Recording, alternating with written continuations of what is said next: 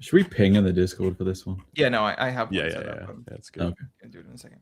Once we're like actually live. Okay, we're live. We're live. Okay. Hello, everyone. I'm black and white apparently in this one. Technical Why are you issues black abound. and white? Oh, it's because I opened OBS to go to the settings and Cam Link 4K doesn't like that, so You're black and white except for like one bit on your chin. There's a little purple spot. yeah, that's where I'm the most advanced. That's where my soul lives, right? It's just a little nugget of color.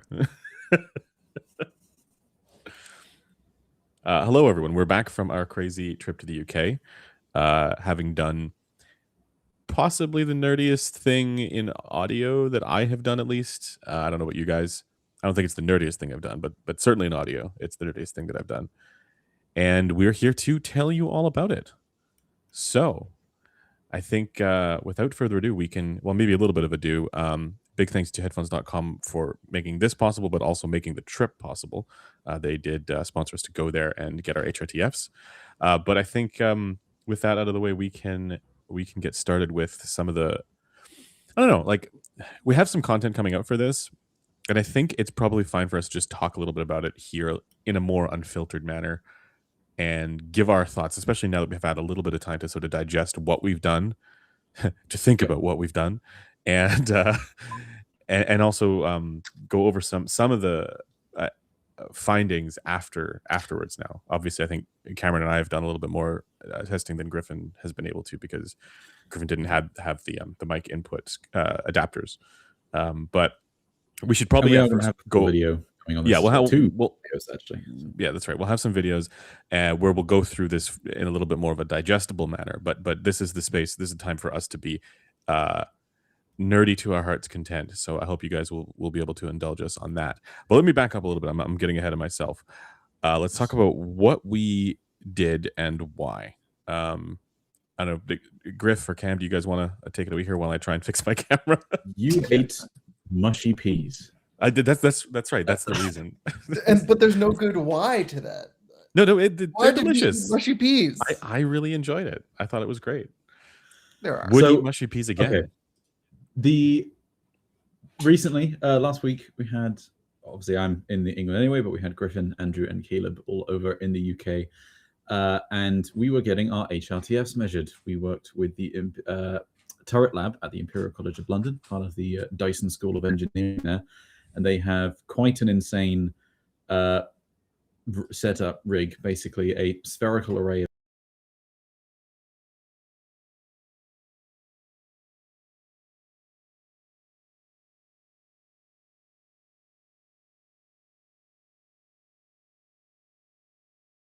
of we've designed some special in-ear microphones.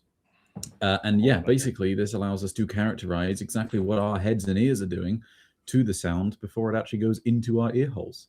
So this is if we can focus, this is the microphone.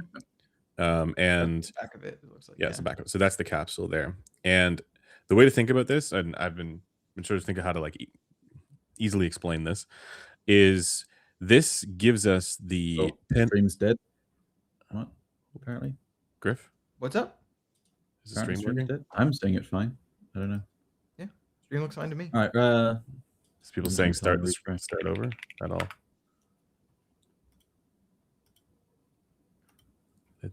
Everything looks good on my end. Yeah, seems fine to me. All right, let's continue. So basically what this, I'm going to hold that up again for folks who maybe didn't see that. So this is the microphone here. If my camera will focus on it. Come on, there we go. That's the capsule, and it's in this little structure, and this sits at the ear canal entrance, right? So it doesn't sit at the eardrum, it sits at the ear entrance. And this is a pretty big difference worth talking about, because typically when we measure headphones, we measure them at the drum reference point. And so what this means is that we're not getting the full canal effects. One sec. They're saying that everything I said was mush, so I'm just going to quickly redo that again. Okay, go ahead. Yeah, so basically we had, obviously I'm in the UK normally, but we had Griffin, Andrew, and Caleb all come over to the UK as well. And the main aim of this trip was to get our HRTFs, our head-related transfer functions, measured. And to do this, we worked with the Turret Lab at the Imperial College of London University, part of the Dyson School of Engineering, where they have a Griff. Are you able to hide our faces so we can see the rigs I think again? that might be why the stream went. Oh, black. okay. All right. Yeah, maybe don't touch it then. Basically, inside this acoustically treated space, a spherical array of speakers and a mechanical rotating pedestal in the middle. And as Andrew will show you shortly, we designed some special in-ear microphones which sit inside our ears. And then you can measure exactly what happens when sound comes from any particular angle towards us and what our heads and ears are doing before the sound actually goes into our ear holes. You might be familiar with this if you've seen particularly Griffin's article on HRTF and an explainer of why we're using this approach for measurements on something like the 5128. Go and read that if you haven't already, because it's excellent. But this basically allows us to do a very similar thing with our own heads. Yeah, so just to show folks what it looks like when it's actually in the ear, right? So this is, oh, come on, there we go. So you can kind of see, I mean, it actually sits a little further or deeper in. It's just harder with this kind of stiffness of this pinna. But it's supposed to sit here, and it's an important difference between the ear canal entrance reference point and the drum reference point. So as I was saying before, most measurements that you see for headphones, they're done at the drum reference point, which makes sense because then you get the pinna effects and the canal effects as well. So what this effectively gives us is it gives us the indication of how our pinna impacts incoming sound plus the canal load. So it's plus the ear load, because it's not just the canal, plus the ear load. And that's different from blocked canal measurements, because one thing you'll notice with these microphones is that they have a whole bunch of holes in them. Like they're basically open. If it focuses, come on, do it. Yeah. So there's a whole bunch of holes in them, if you can see that here. And that the reason we do that is because we want to be able to also understand what it's like in that condition. Because when we're wearing headphones, it's open and you get the full effect of the ear load as well. Now, we also did do blocked canal stuff, which is interesting, and we'll maybe get to that a little bit later because that's extremely useful for IEMs. But the idea behind doing this, I mean, there's a couple of reasons why we would want to do this.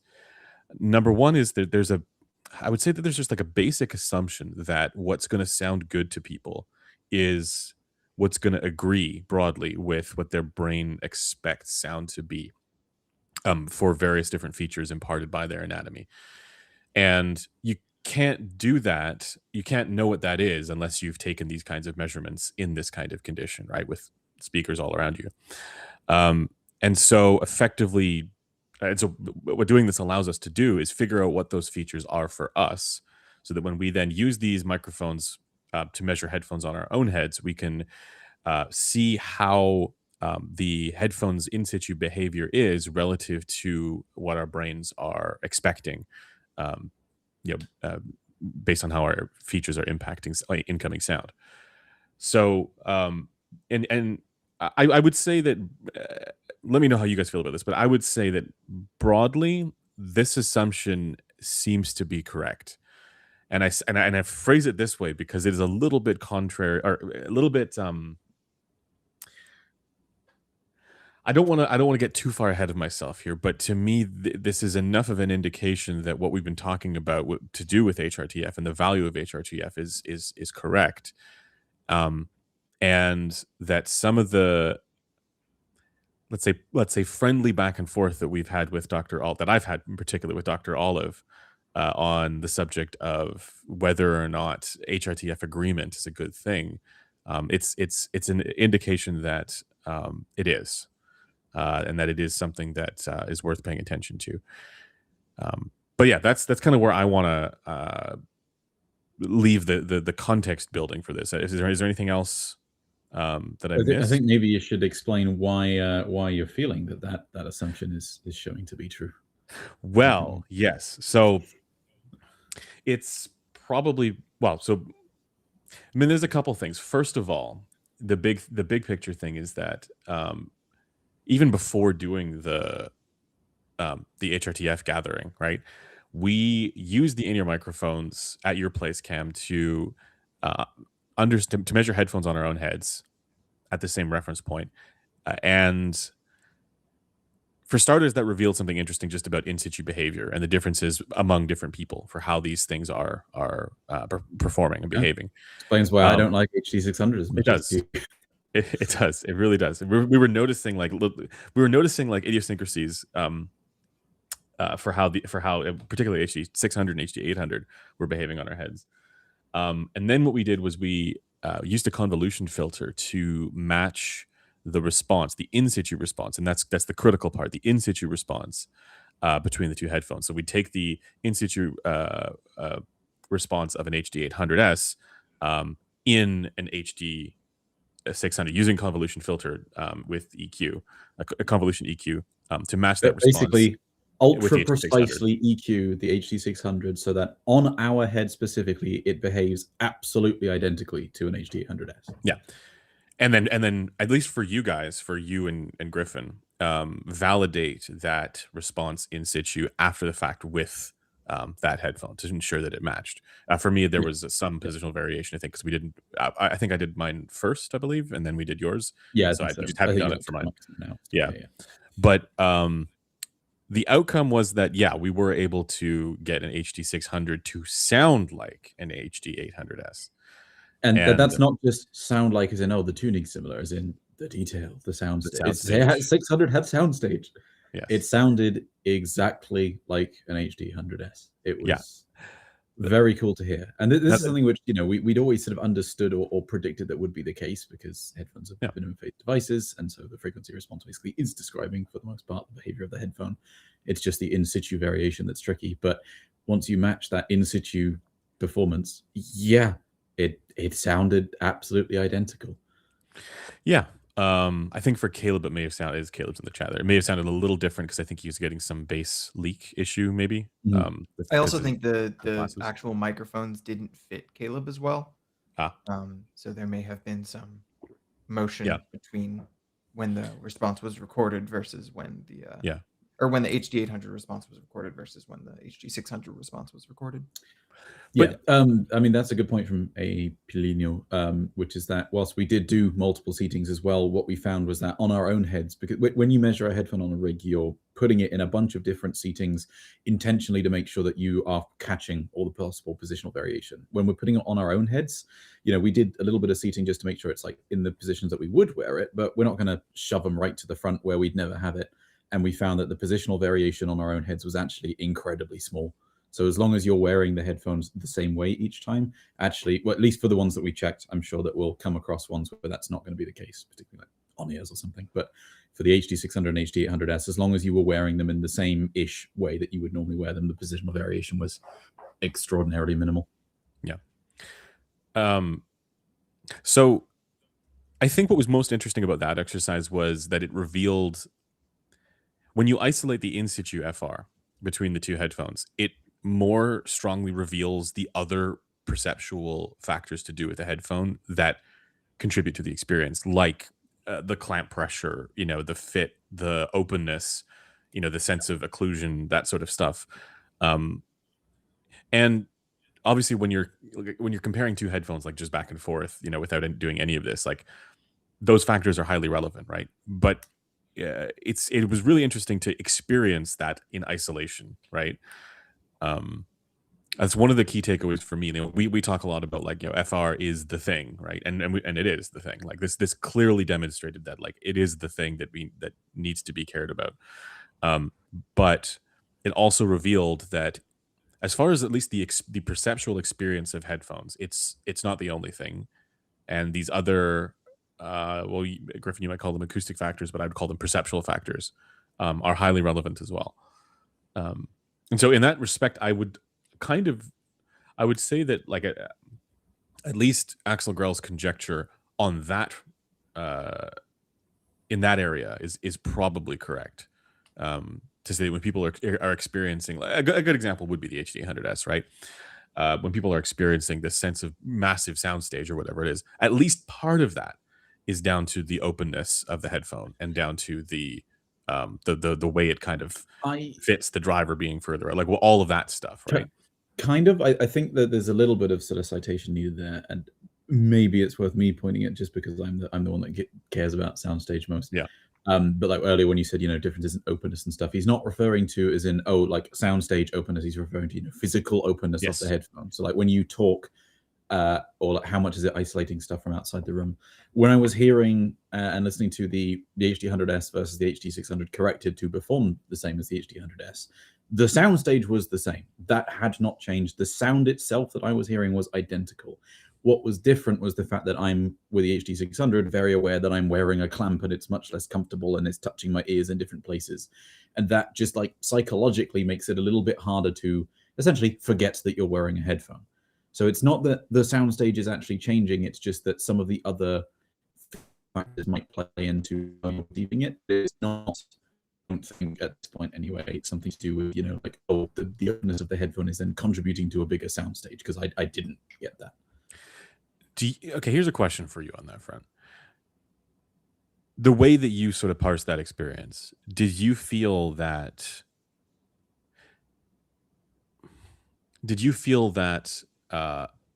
the technicality soundstage was identical between the two headphones? Yes. Okay. Yeah. Because what I'm wondering is the only thing that was different was that just, I mean, I think we mentioned on the stream before, but like I find it a little bit harder to kind of, I don't know what the word is, but like suspend my disbelief or get as much of a convincing effect the moment my ear touches something. Like just the fact that I'm aware that my ear is being touched by the pad or whatever, immediately, even ignoring any change in sound, I just, it's not as convincing for me. And I got that, but it's when I'm doing that test and just sat listening and just visualizing something in front of me or whatever, it's the same. So yeah, and for folks who are unaware, like HD800S is more acoustically open than the HD600. Like there's more of a sort of occlusion effect between the two. I guess the reason I'm curious about that is because in a way I don't know that I would parse it the same way, because I would agree with you that like all of the sound, like sound is the same. But as far as like how people interpret the idea of the soundstage technicality, let's say, you have to imagine that the entire psychoacoustic apparatus is at work, right? And at least part of that is influenced by some of these other factors, right? I do completely agree with that, which is why I've spoken about the pad touchy and the comfort thing before. I guess why I'm sort of just being a little firm on this is because what I don't want is for people to think that we're saying that even with the response app, you are a robot, good sir. Am I? No. 1 second. Wait, let me just try something. You're back. Am I back? Okay, there we go. The reason I'm just being a bit firmer is because what I don't want is for people to think that we're saying that the actual sound itself is different, even though the frequency response is identical because of some other driver story property or whatever thing. The psychoacoustic stuff is a thing. Same as in speakers. If you're sat in a warmer lit room, you might perceive it differently than if it's bright white lighting or something. The sound is not changing. It's just your brain interpreting things differently. But that's so. Yeah, and given the two, 100%, I'd take the HD100, and I get a more enjoyable experience with this because I'm not at all paying attention really to the comfort of it. But I just want to make clear that the sound itself is not actually changing. It's just the other psychoacoustic thing that's going on. Yeah. Griffin, what was your experience like with it? With that test specifically, when it comes to the HD800S in its, if I'm just putting one on and listening to it, what I think other people call the soundstage gets, I receive it as this sort of distant, muffly kind of character where instead of a like quote unquote perfect sound helmet condition where the mix is just kind of like a very close panorama around my eyes, the HD800S seems to like not externalize things, but just bring things at a distance and kind of narrow them.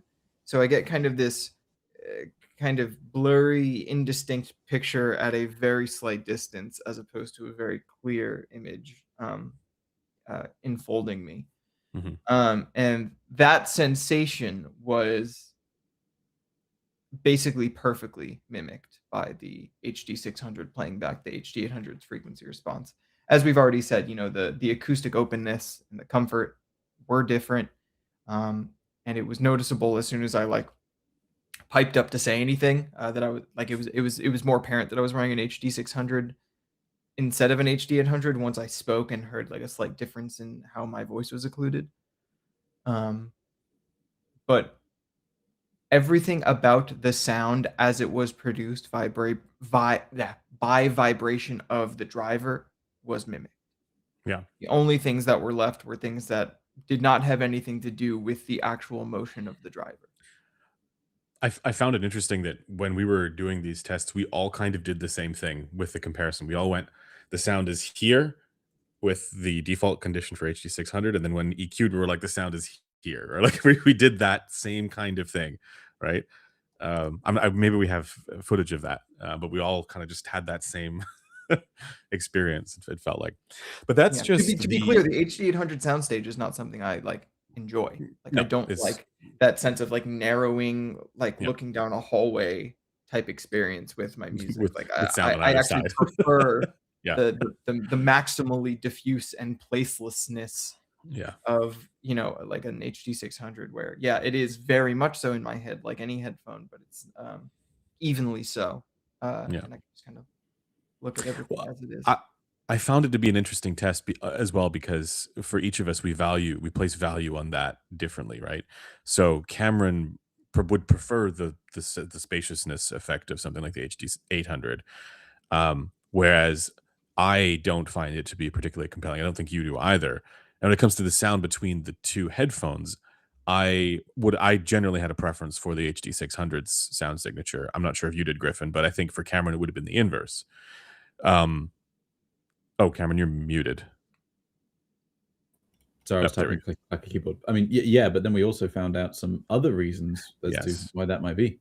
Yeah, and so that was what we basically tried to get it so that I could listen to the in situ response that Cameron was getting when he was hearing the HD600. Now that's not with the HRTFs subtracted from this, so that's the little asterisk there. Just the key differences in behavior that we were seeing on the two heads. Yeah, and yeah, like it sounded. This was one of the interesting things about this. That I hadn't expected was that the bass was different on our heads, right? Like I was getting quite a bit more bass than Cameron was getting with the HD600, and Cameron was also getting a lot more of that sort of 1 to 2 kilohertz bump than I was getting. I want to reiterate that was before we had the HRTF. That's what I just said. I said that like So I was saying that this is just like, this is not with the HRTFs subtracted. We should do it again soon with the HRTF subtracted. Yeah. Well, no, I looked at the data like once we had all the HRTFs. Okay, but at the very least, this was it's not as big of a difference as I think sure, but the base difference is still one that, because like we didn't need necessarily the HRTFs to know that the base difference would be relevant, right? So I would just hear it slightly differently from how Cameron was hearing it. But anyway, so that's just again that's before we did the HRTFs. After doing the HRTFs, after going to the lab and getting it all done, which we'll talk about the process in a little bit, but we did some additional testing where we compared.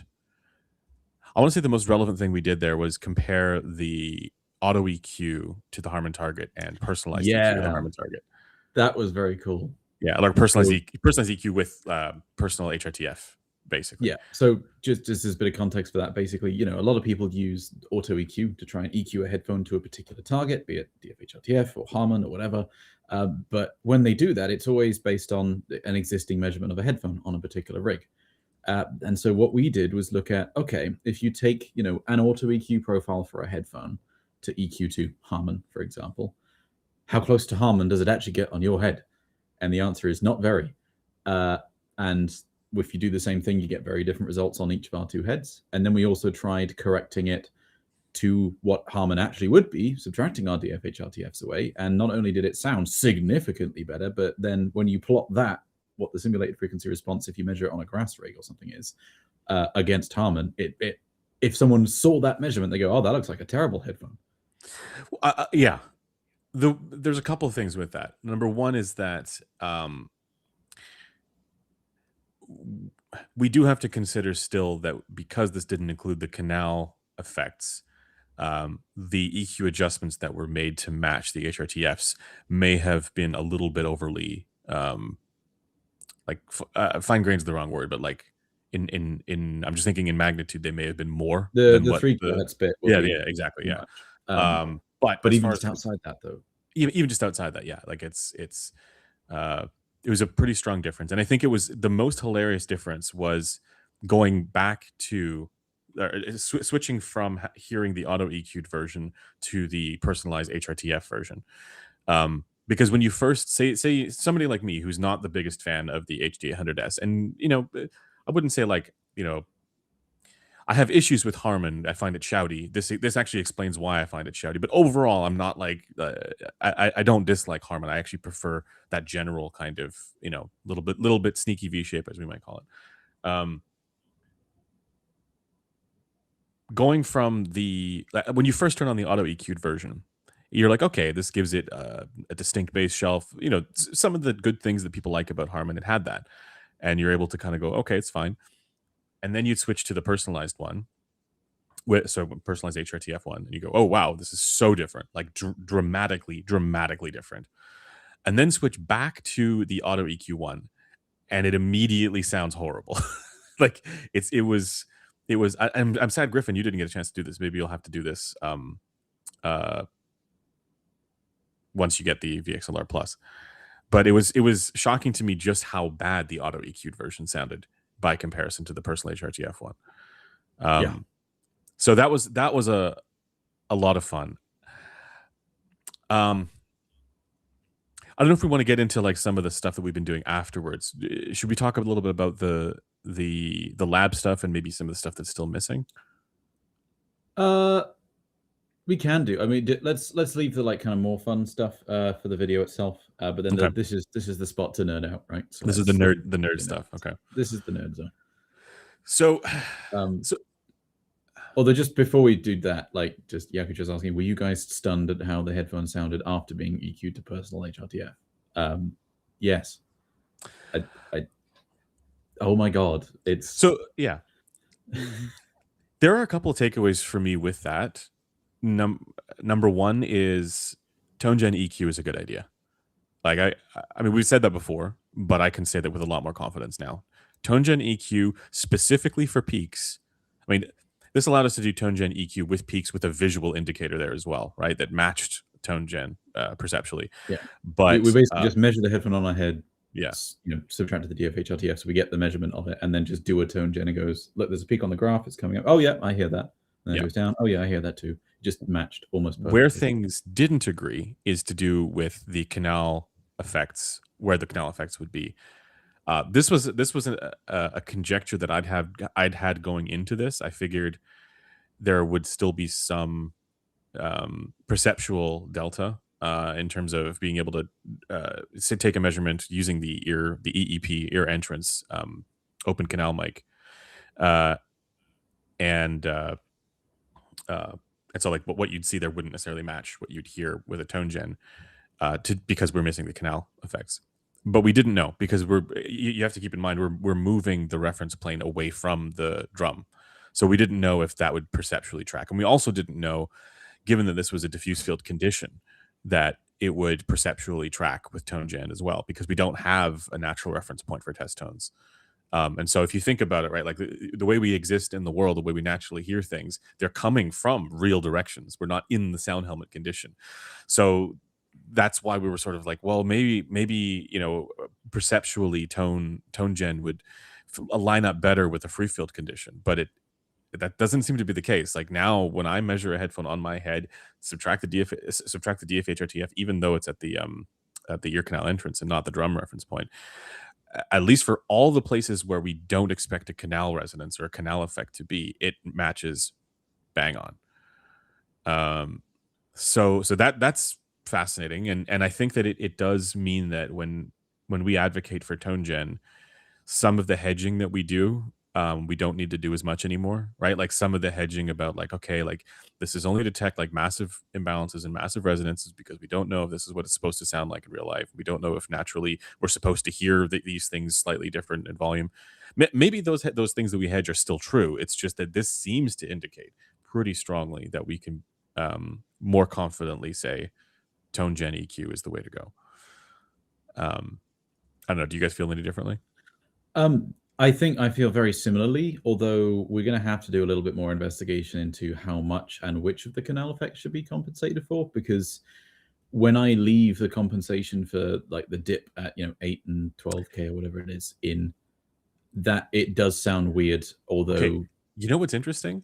I was playing around with this after the fact. The dip, so you got a dip at 8K and one at like 13K, right? Something like that? Something like that. I can't remember the exact frequency. I think 12.1. When you fill in the one at 12K, does it sound normal? A little bit. Like thing is, I'm undecided. Yeah. I can't quite tell yet. Okay, I can tell you this. Part of me is just like, I don't want to put a 15 dB filter. It just doesn't feel right. I can tell you this. The one at 8K, that is very, very consistent and very audible for me. Like so like filling it in is a bad idea. The one in the upper treble, I think for me, it might be closer to like 11, 12. I'm not sure exactly. Yeah. That one is far less consistent. And I don't know if that's because of positional variation or something, but that is one where sometimes it seems to be there. I'm not sure if it's the same magnitude, but sometimes it's there and sometimes it's not really something to worry about. I think I mentioned the same thing, but like it just in my brief playing about with those ones, it almost felt like sometimes EQing one of them back in, but not the other one was the right approach. It's kind of weird. But the 3 kilohertz area definitely is an interesting one. We're going to have 2 to 3 kilohertz. It's a broader one.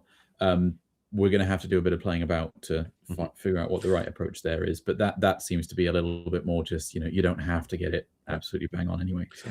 Yeah. I mean, in many ways, like as you were saying earlier, like this revealed certain things about my HRTF, like about the way my brain expects sound to be, that explains, why I hear Harman as shouty, for example, or that sometimes, right, depending on the headphone, obviously.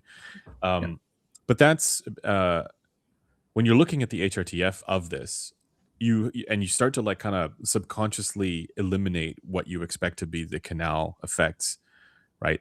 And it does line up. It all lines up with how you hear it perceptually. So, so to your point, I think the next step for us is going to be to try and figure out how we create a reference point that considers the change from a DRP data point to a EEP, to ear canal entrance. Because right now we're just basing this off of a 10 dB slope to say, okay, relative to a 10 dB slope, how, is this too much energy here or not enough, right?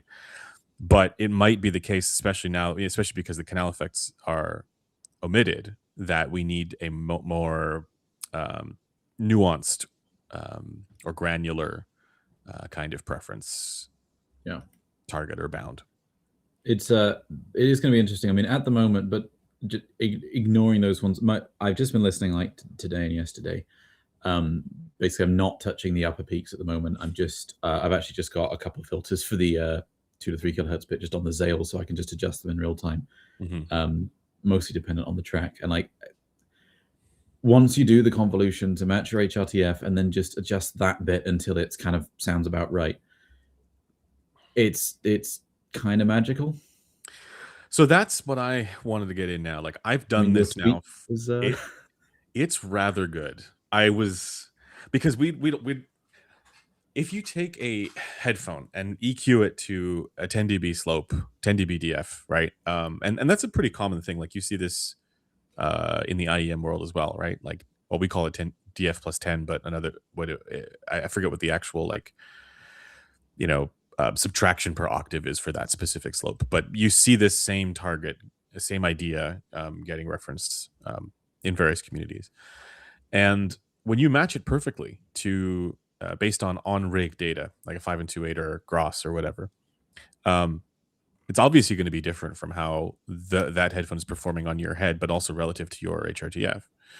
And for any area where I didn't like the sound before, right, based on rig data, when matching it with my personalized HRTF and still using that 10 dB slope concept, it fixes that problem. Like it's so much better. Like DF plus 10 is genuinely exceptional sounding when it's done with personalized HRTFs, to the point where I don't think that it would be even that close compared with something like Harman when going from personalized DF to generic to rig based. Where I'm unsure is how something like this might do with personalized DF plus 10 and Harman DF plus 10, or not Harman DF plus Harman personalized Harman. Personalized Harman, yeah. That's the one where I'm like, I'd love to try that kind of thing. And so when I talk about a more nuanced kind of preference balance that's going to fit with us, that's going to be based around the shifting of the data point from the DRP to the EEP, right? That's what I'm talking about there. But there's also another element to this, which is maybe it's worth considering what a preference balance looks like as far as some of the rest of the colorations that people tend to prefer in the bass and in the treble.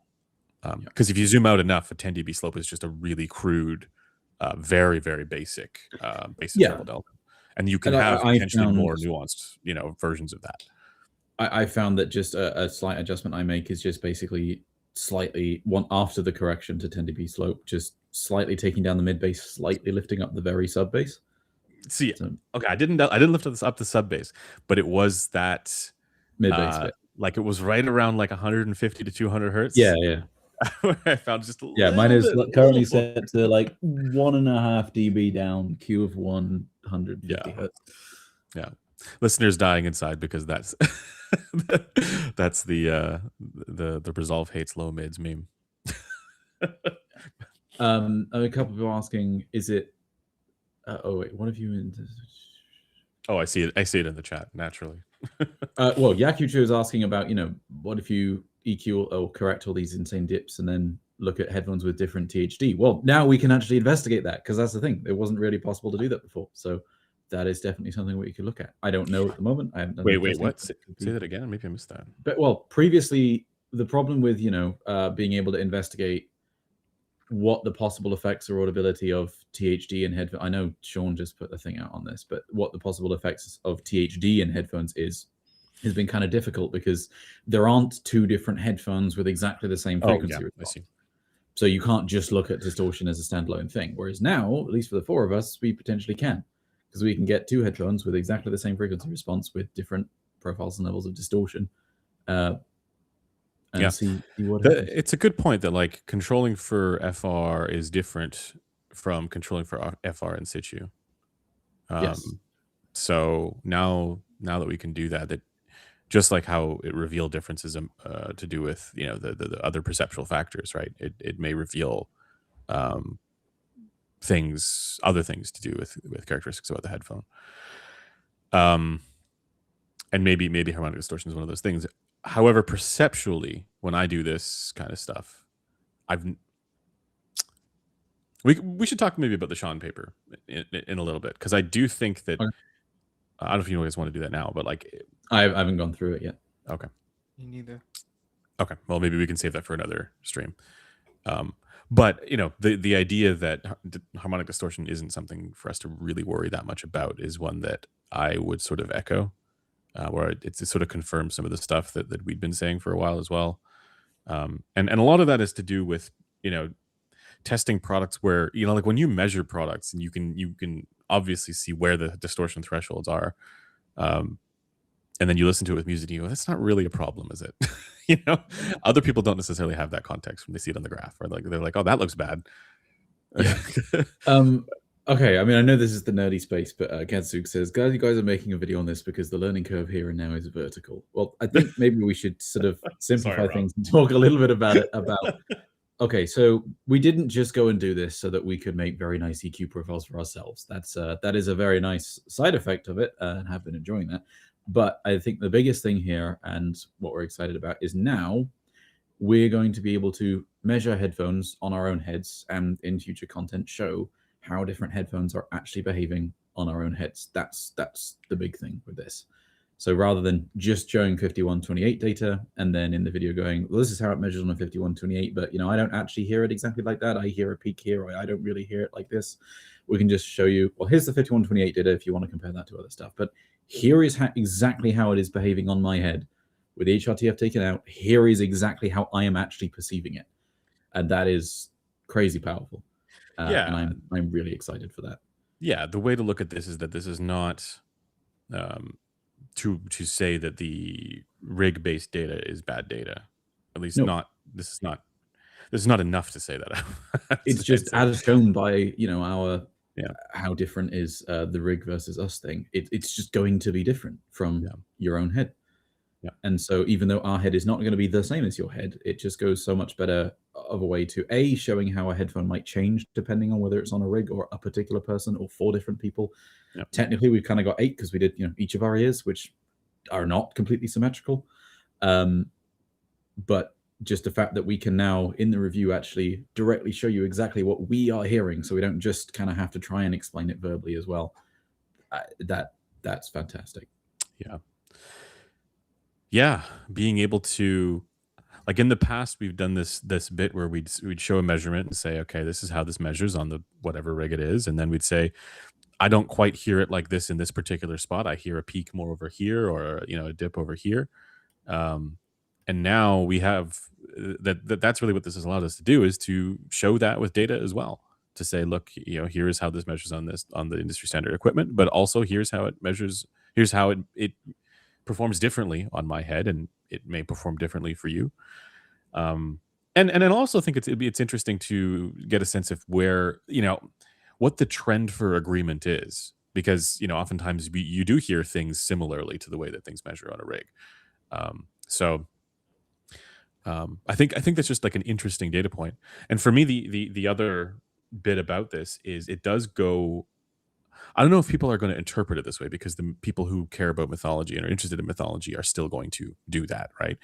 But for anybody who is on the fence about this and is curious about what we're saying about in situ FR being technicalities if properly understood, right, or FR relationships, showing the difference between the rig-based data and the in situ performance data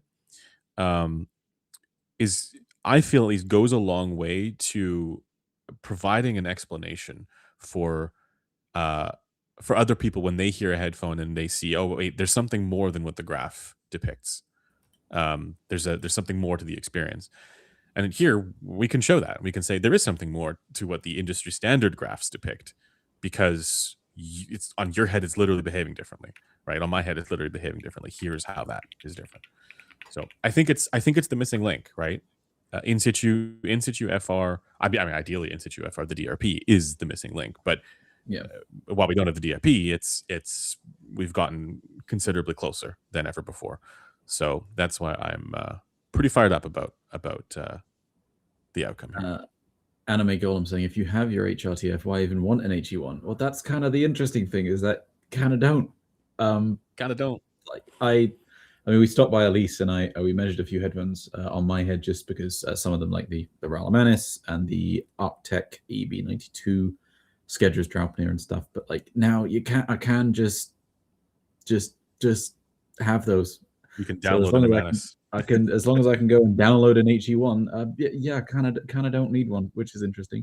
But then that's the thing, is that quite frankly, this with the personalized EQ and then just a little bit of preference correction stuff is better than the HE1 for me. So it's not even that. It's the fact that now, if you have I just hope that this is something which some company figures out a way to do in a more accessible way, because it's so clear just from the initial testing we've done that once this is solved, that is the future, I think. Well, I've been thinking about this. The outcome here. So obviously it's great for us, right? And this doesn't necessarily help individuals who don't have the in-ear mics. Like they can't experience what we're experiencing because they're not able to measure on their heads and relative to their HRTFs. I'd say the benefit to the community is in things like more confidence in tone gen based EQs, right? Like that at the very least is like, okay.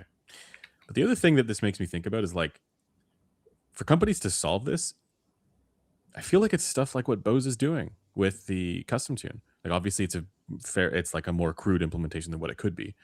But that idea of or at least a company that has recognized this as a problem, right? To say, HPTF variation is going to be a thing. HRTF variation is going to be a thing. How do we deal with this, particularly in a closed back headphone? Well, at the very least, we can we can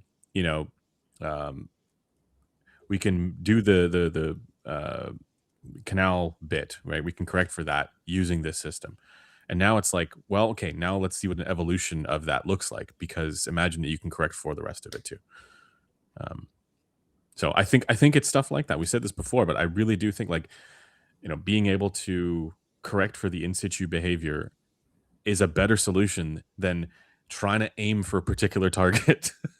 Yeah. You know what I mean?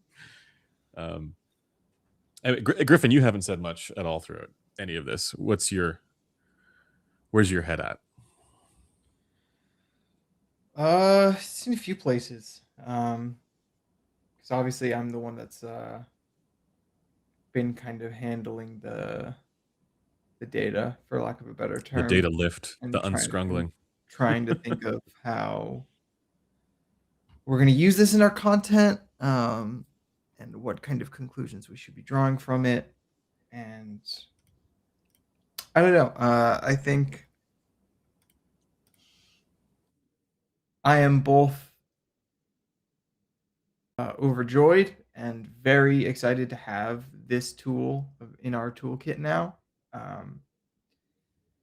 But yeah, I'm also just kind of, I don't know.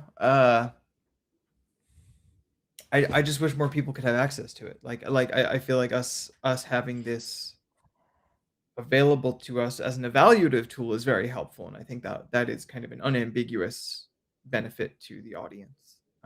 Not only because they can see, how something will behave on something that isn't a rig, but also because it'll allow us to be a little bit more, I don't want to say confident, but I think our reads of the data and how it squares with our experience will be overall less ambiguous and thus easier for the people to digest. But I mean, and this is probably in good part because I can't screw around with the mics yet, but you've ordered them, right? The VXLR, yeah, they're coming on Monday. Oh, Cam, can you send me the one I left there? It's probably going to be cheaper if I just ship it to you, or I'll just compensate you with a Rue Pro thing. Sure, whatever. Yeah. But yeah, I mean, I guess I'm not quite as blissed out as the two of you, mostly because I am more so just focusing on all of the questions that now need to be answered and all of the hurdles we need to get over before we can start incorporating this in our content. What do you consider to be the biggest challenge? Because I have a couple, and I'm wondering if they're the same. I mean, I assume they are the same. It's basically just what sort of preference element are we going to be displaying this with, whether it's bounds or a target or whatever, but also in terms of handling the comparison to rig data, how we're going to do that, as well as how we're just going to disclaim, or show people that the people who maybe have been following this process and may expect this to just be like, oh great, it's on their head, so now the data is going to look perfect and be completely easy to interpret. No. So while that would have been nice, for us to have a system that is usable at home as well as accurate enough in terms of the parts of the system it includes for us to feel confident in the data. Open canal mics like this were the best compromise. So obviously it's not as good as of data as eardrum, but we wouldn't be able to do eardrum measurements at home. And obviously it's better than blocked canal in terms of it including the ear load and the eardrum's effects on the behavior of the headphone. But it is slightly worse than blocked canal in that because we're including some parts of the canal, the measured frequency response does look a bit strange, even after being compensated to the HRTF. So, well, strange in what way? The large magnitude dips above 6 kilohertz. So, and the one at two or like 1 to the secondary canal resonances. Yeah, so, okay. Yeah, right now I'm just thinking about how we're going to do all of that and how to make it still useful to people more than I am just kind of enjoying the microphones, because again, I'm not able to enjoy them yet. So right, fair. Yeah, I did have some thoughts about, I don't know, maybe we should, it's worth talking about some of the bigger picture stuff to do with how this kind of exercise relates to the way, like from an evaluative theory perspective, how this relates to the general sense of how to determine whether or not a product is a good product for the masses, because there is a difference between how fine-grained we're able to get with this and what we could reasonably recommend to people. Because I think the concern might, on my end at least, might be something along the lines of like, I get a headphone in, measures kind of weird on a rig, and we saw this with the Harman stuff, right? But the in situ performance for me is fantastic.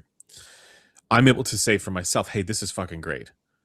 But I'm not able to say for the masses, you know, I'm not able to say with confidence that this is how they're going to hear it. Obviously, that's just what you say, right? Like that's communicating that is an important part of this, or ensuring that we communicate that is an important part of this. But it does sort of raise the questions like, well, if in the absence of this kind of thing, like what's a person supposed to do, right? Like, is this the kind of thing that in many ways, this is almost the kind of thing that decreases confidence in purchase decisions, where rig-based results, well, I should say could decrease confidence, where rig-based results, especially when you have something as simplistic as, you know, Harman target adherence, you know, it may have given people more confidence. But that's kind of part and parcel with the demystification of in situ FR versus rig FR, right? So, I don't know, like what I would ask you guys, like, what do you think about that? Just like how this changes the evaluative landscape, if at all, for how we should think about headphone performance. I think that it's, you know, the main thing just to make clear to people is that you will not be able to directly compare this against a Grass or 5128 measurement, and that's not the intent. Yeah. And we would have liked it if we could. It would have been nice, and there are some things that we're working on in the future that might mean that we can do that a little bit more confidently. Yeah, I mean, I actually don't think that'll be much of an issue. Realistically, all you have to do is make sure that we're measuring at the right place with those rigs. So, like, you just use the EP data for both. Yeah, and then use the headphone transfer function as measured between the ear entrance point with the mic and the DRP on the mic, and then subtract that from the HRTF to use that new HRTF to compensate the EEP data for the headphone on the rig, and then just use your normal EEP HRTF. However, the preference element is one that would likely need to, I don't know how we deal with that, because that, like, preference bounds, or the research that's done for rig data that's not done the way that it's done in a particular way for these rigs, and I don't know what we do there. Sorry, Cameron, what were you saying? There was, but then you know, even then, the reason that you can't compare it primarily at the moment is, well, the biggest thing is just the ear canal stuff, and just given the fact that for those that haven't looked at them separately, the external HRTFs, so your ear and head and everything, that is the really complex bit. The ear canal stuff, even though we don't want to just bake it in because we can't be confident about exactly what it is, it's primarily 3 peaks, effectively, with the 2-3 kilohertz one being slightly different in profile. So it's not, it could just be something as simple as saying, you know, this dip at 8K and 13K, just ignore those. That's not real.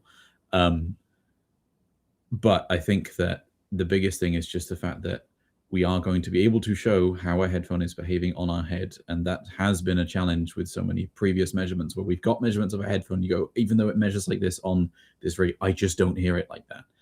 And I think for a lot of headphones, they might behave much more consistently across heads and across rigs.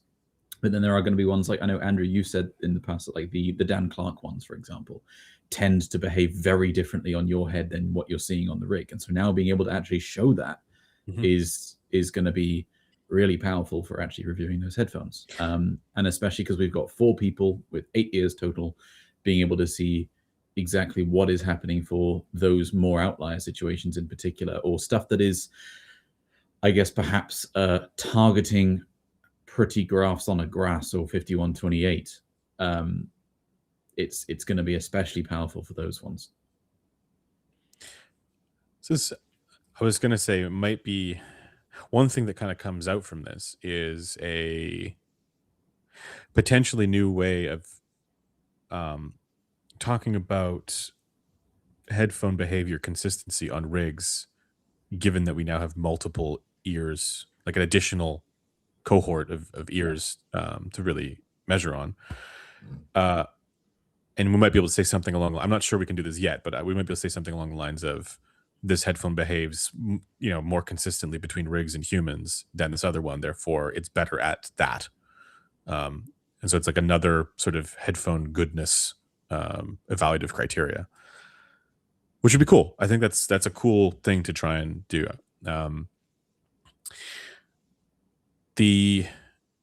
I wanted to just briefly get into some of the stuff going on in the chat. Mark Ryan says, can we use this to create a ranking of how hi-fi individual reviewers are? And then Griff says, yes, but the ranking must essentially be how good were they at guessing their HRTF. I don't know about this. And the reason I say this is because we don't have a preference element yet for the personalized HRTF based results. So what I'm saying there is, could be, but maybe for some they just prefer more more energy at around 8 kilohertz or something like that, or maybe they just prefer, you know, a certain deviation in the low mids or whatever, right? So it's really hard to say, you know, well, their judgments about a product being good or bad, you know, that being consistent with their HRTF doesn't necessarily mean that that's better than someone who isn't consistent with their HRTF, you know. Because the preference element is still a bit of a mystery, which we need to figure out. Well, this, at least for the I'm just hearing a bunch of coping, sieving, and molding from someone who clearly is not being at the top of the ranking list. But yeah, I think the fact that we've got this data for ourselves now is going to be great, just to figure out, at least for the 4 of us, where those preference differences lie. Because now, previously, the issue was that you couldn't really separate what was a preference difference from what was a they are hearing it differently difference. And now being able to take out the behavioral differences and just look at what is it you actually prefer that is different. That's going to be really cool. Hey, I'm just making concessions for folks, like for our good friends who are a little bit more tolerant of a wider range of different sound quality. But yeah, I'd be curious. I mean, it's a shame that like the other reviewers haven't been able to join us as well, right? Like, I think it would be a really interesting exercise for somebody like Joe or Mark Ryan to do too. To get a sense. The people in the chat earlier were asking, you know, is this something that others can do? Because like the lab does offer for people to go and get their HRTFs and become part of the Sonicom database and stuff. And so, whilst yes, you sort of technically can, the problem is that actually, I don't know how much we want to share about some of the methodology stuff, but the biggest thing is if you don't have the exact same, like we went there and we paid quite a bit to have the lab for the day. so that we could do all the testing that we wanted to do, multiple runs with our own mics, and then have these at home and stuff. Whereas if you just go in and get your HRTF and you don't have mics, or you don't have the exact same mics that were used when you were testing, it's not going to be anywhere near as useful. So at the moment, the answer is that whilst yes, you can go and get your HRTF as a sort of matter of curiosity, it's probably not going to be anywhere near as useful, unfortunately, as what we were doing here. But then, I mean, the other way of looking at it is like this. Okay, well, would you agree in saying, Resolve, that at the moment anyway, this is just for your own listening pleasure, the single biggest upgrade that you've made? Yes. We were talking about this actually the other day, that if a person could do this, right, say it's an investment of, $3,000 or something like that, that's going to be the single biggest, sound quality improvements, or that's certainly massively better than spending that money on a headphone. Yeah, exactly. Like with the amount of money that people are spending on various bits of gear and stuff, that whilst this is not something that generally is super accessible to people, and you can't just go and do it. If you are able to come up with a few $1,000s and make the mics and stuff that you can then take home, it could be a hell of a lot better than buying an expensive DAC or amp or headphone. Yeah. With the caveat that you do kind of still need to know what you're doing with it. Like you can't. Yeah. Like, it's a good thing that we had get the squigglies out. No, it's a good thing we had Griff there on the floor in the lab going through the data to make it maximally useful, right? The lab was supposed to close at 5, and I mean, thank you very much to Niels, who was the technician helping us out for the day. I think the last hour or 2 hours was spent with Griff.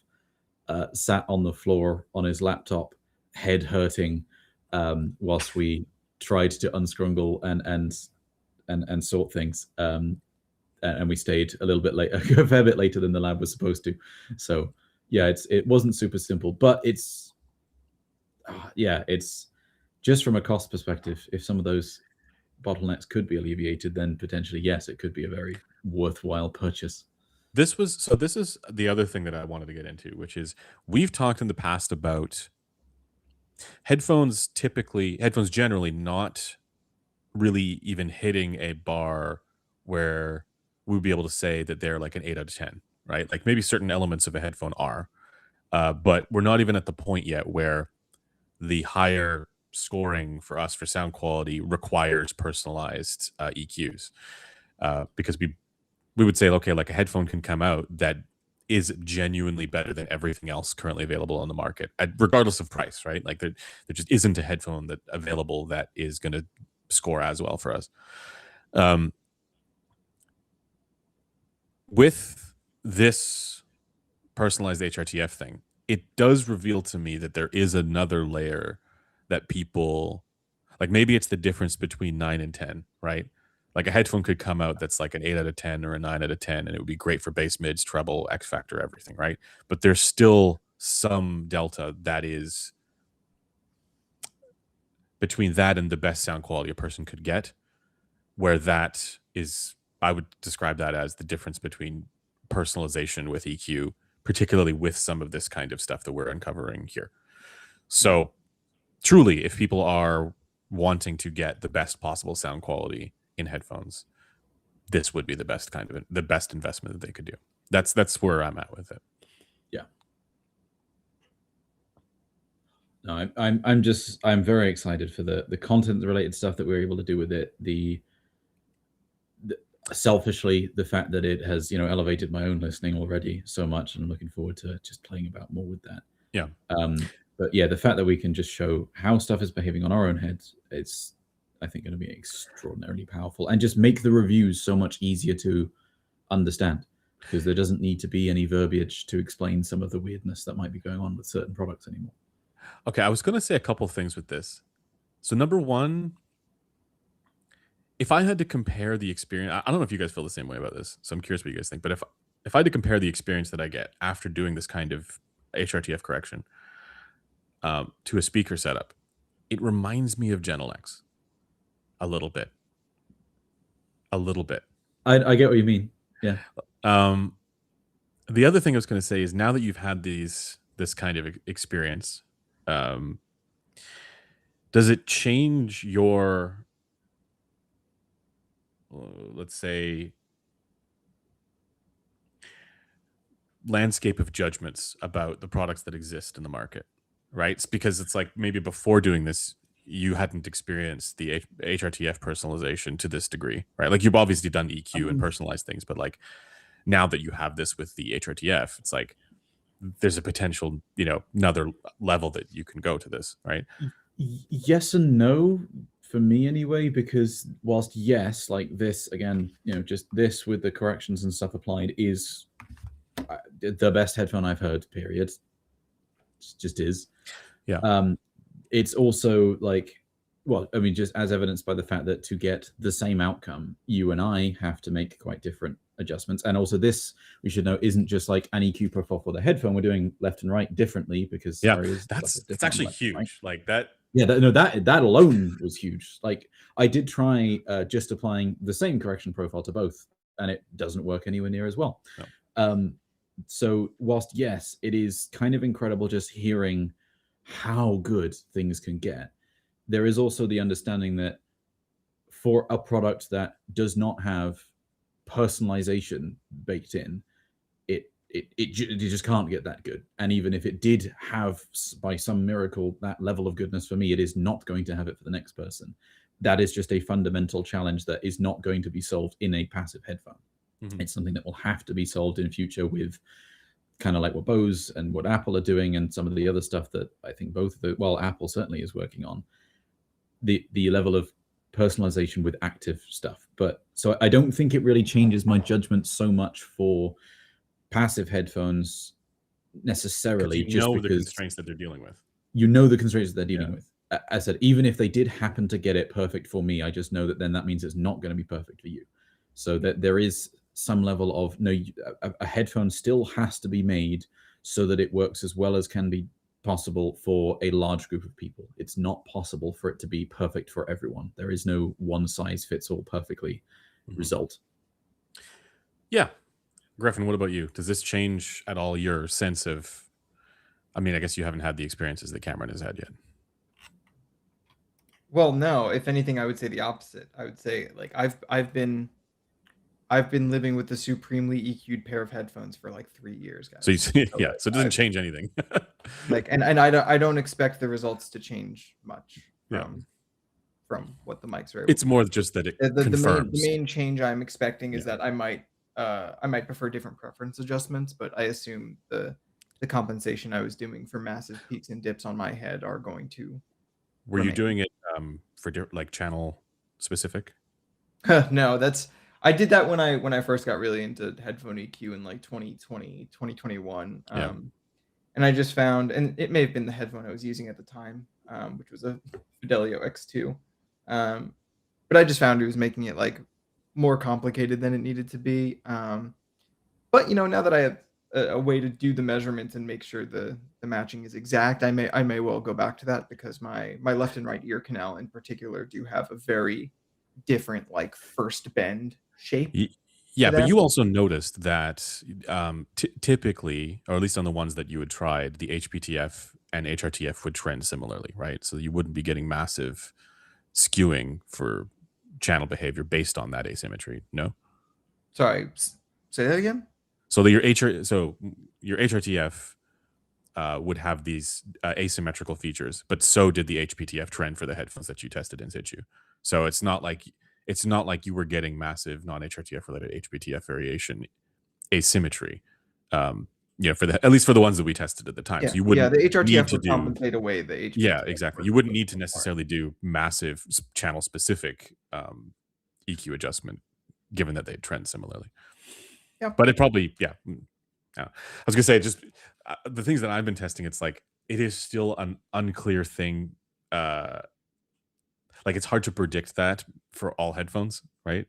Like I was just messing around with like this one here, the Strata, and it's actually very positionally consistent, but the HPTF trend isn't necessarily as expected. So,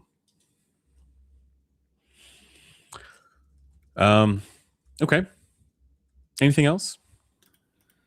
We haven't really talked about the blocked canal stuff yet. Good point. Okay. Griff, do you want to give a characterization of the blocked canal and what that allows us to do? Yeah. So, I mean, the blocked canal was interesting in a different way. See if I can. Here we go.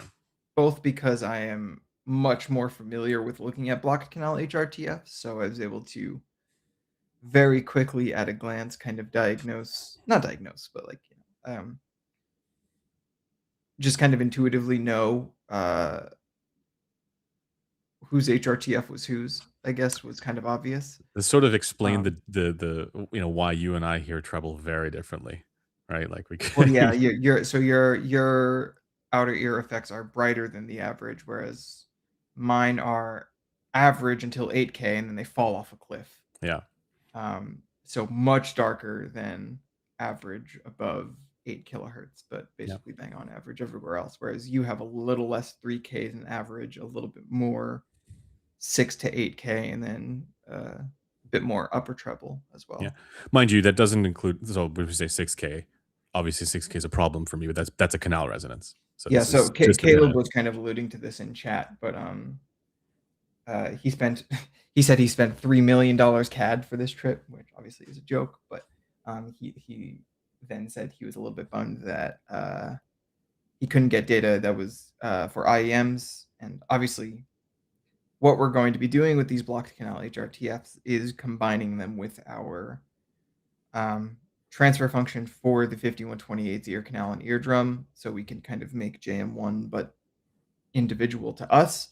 Now, I do want to say I've given this some thought, and when it comes to reviews, we are still going to use JM1 as our primary baseline. But when it comes to a question of how it sounds to us as individuals, we will likely also be showing the blocked canal HRTF with our personalized ones. Do you want to show it? So like one of the things we've been talking about is like when we're showing the open canal HRTF we're showing over ear headphone results done at the EEP. We've been talking about compensating it. We don't want to show the raw results, but given that we're talking about JM1 with the blocked canal data, do you want to also show raw results, or what the HRTF looks like with personalized pinna? Nope. Okay, it will, like just compensated. It will be obvious once we've shown the same headphone compensated to one HRTF versus the same headphone to the other, because the peaks, it'll all shift, right? Yes, it's going to look very different with just a compensation baseline. Yeah. But we don't want to show the raw results. Yeah. I don't think. But the compensated result will give people the inkling as to what the HRTF difference is. Right now, again, for me, you're not going to see the personalized results change much until 8 kilohertz, when basically everything above that point, it's going to look a lot brighter. Whereas with Andrew on the personalized HRTF, you might see the compensated headphone result or IEM result have a little bit more 3K. Mm-hmm. The one thing with that, though, that is still a little bit unfortunate, because like we're measuring IEMs on like the 5.28, for example, and I assume you're going to do this for Delta as well, right? Sure. Yeah. So we're still measuring those on the rigs. We're not measuring them on our heads. We're just going to be using the pinna effects that we've gotten from blocked canal data as part of the approximation that we use for the calibration, which is like, it's great because I love that we're able to better understand how IEMs perform for us individually relative to what our brain expects for the assumption that needs to get made for the pinna effects. But there's still some missing variables to do with how these things behave in our ears relative to our canals, because they're going to be imparting resonances throughout. Yeah. So, for example, I actually think that's going to be quite an issue with Yes. So, for example, you and Caleb's HRTFs are closer in the treble than mine is to either of you, both of which are a little bit brighter than the average. But what's, I think, not shown in that is that when an IEM is placed into Caleb's ear versus your ear, his ear is going to propagate bass a lot easier. His eardrum's damping is likely a little bit higher, so he likely experiences less actual peakiness in the treble. So while, yes, the HRTFs do trend similarly as far as the effects that are expected of the outer ear, because the IEMs themselves are not going to be behaving very similarly in your two ears. There is a important Absolutely.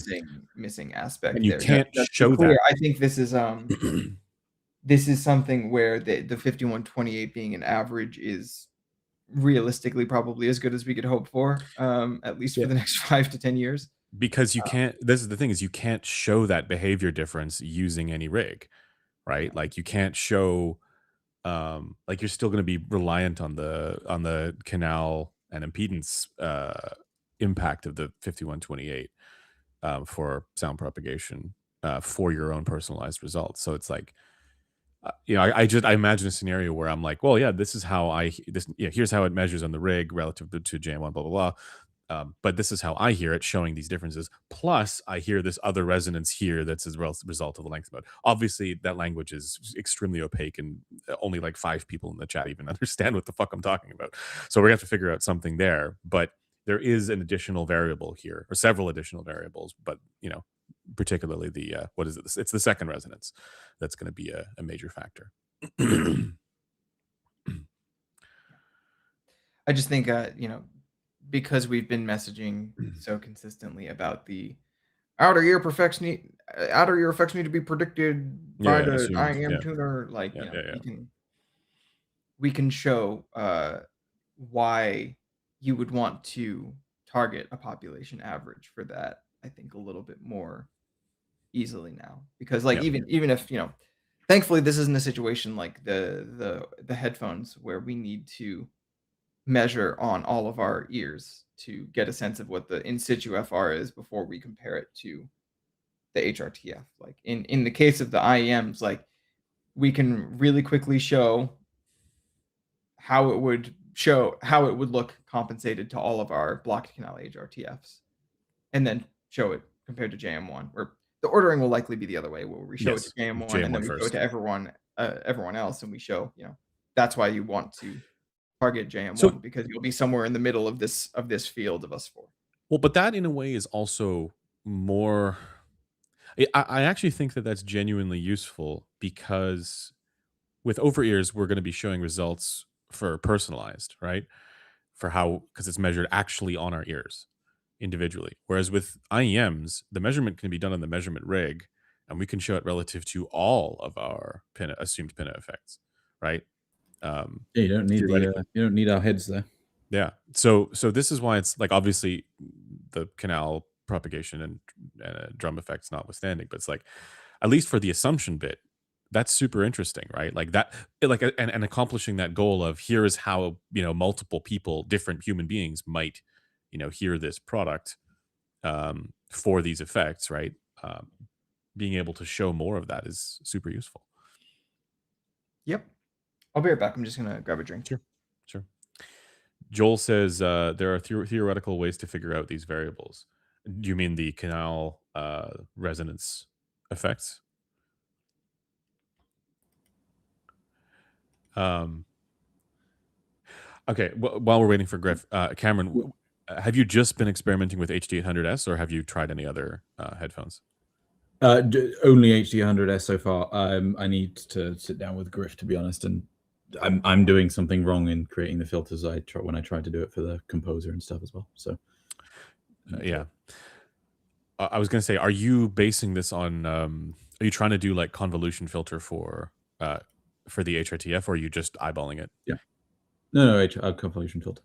Because so the reason I say this is because there are certain dips from the canal, or they're peaks in the canal, but they show up as dips because they're emitted from it's difficult to do convolution because you have to ignore those factors or change it afterwards, maybe, you know? Yeah, that's, I mean, on the HD800, the issue with the composer one is I wasn't getting it like tilted right and stuff, so I just need to double check my process. But the HD800 one, like the convolution filter has those peaks and stuff filled in, and then I'm just EQing them out as a gotcha. So you're just doing convolution, then applying another layer of filters on top. That makes sense.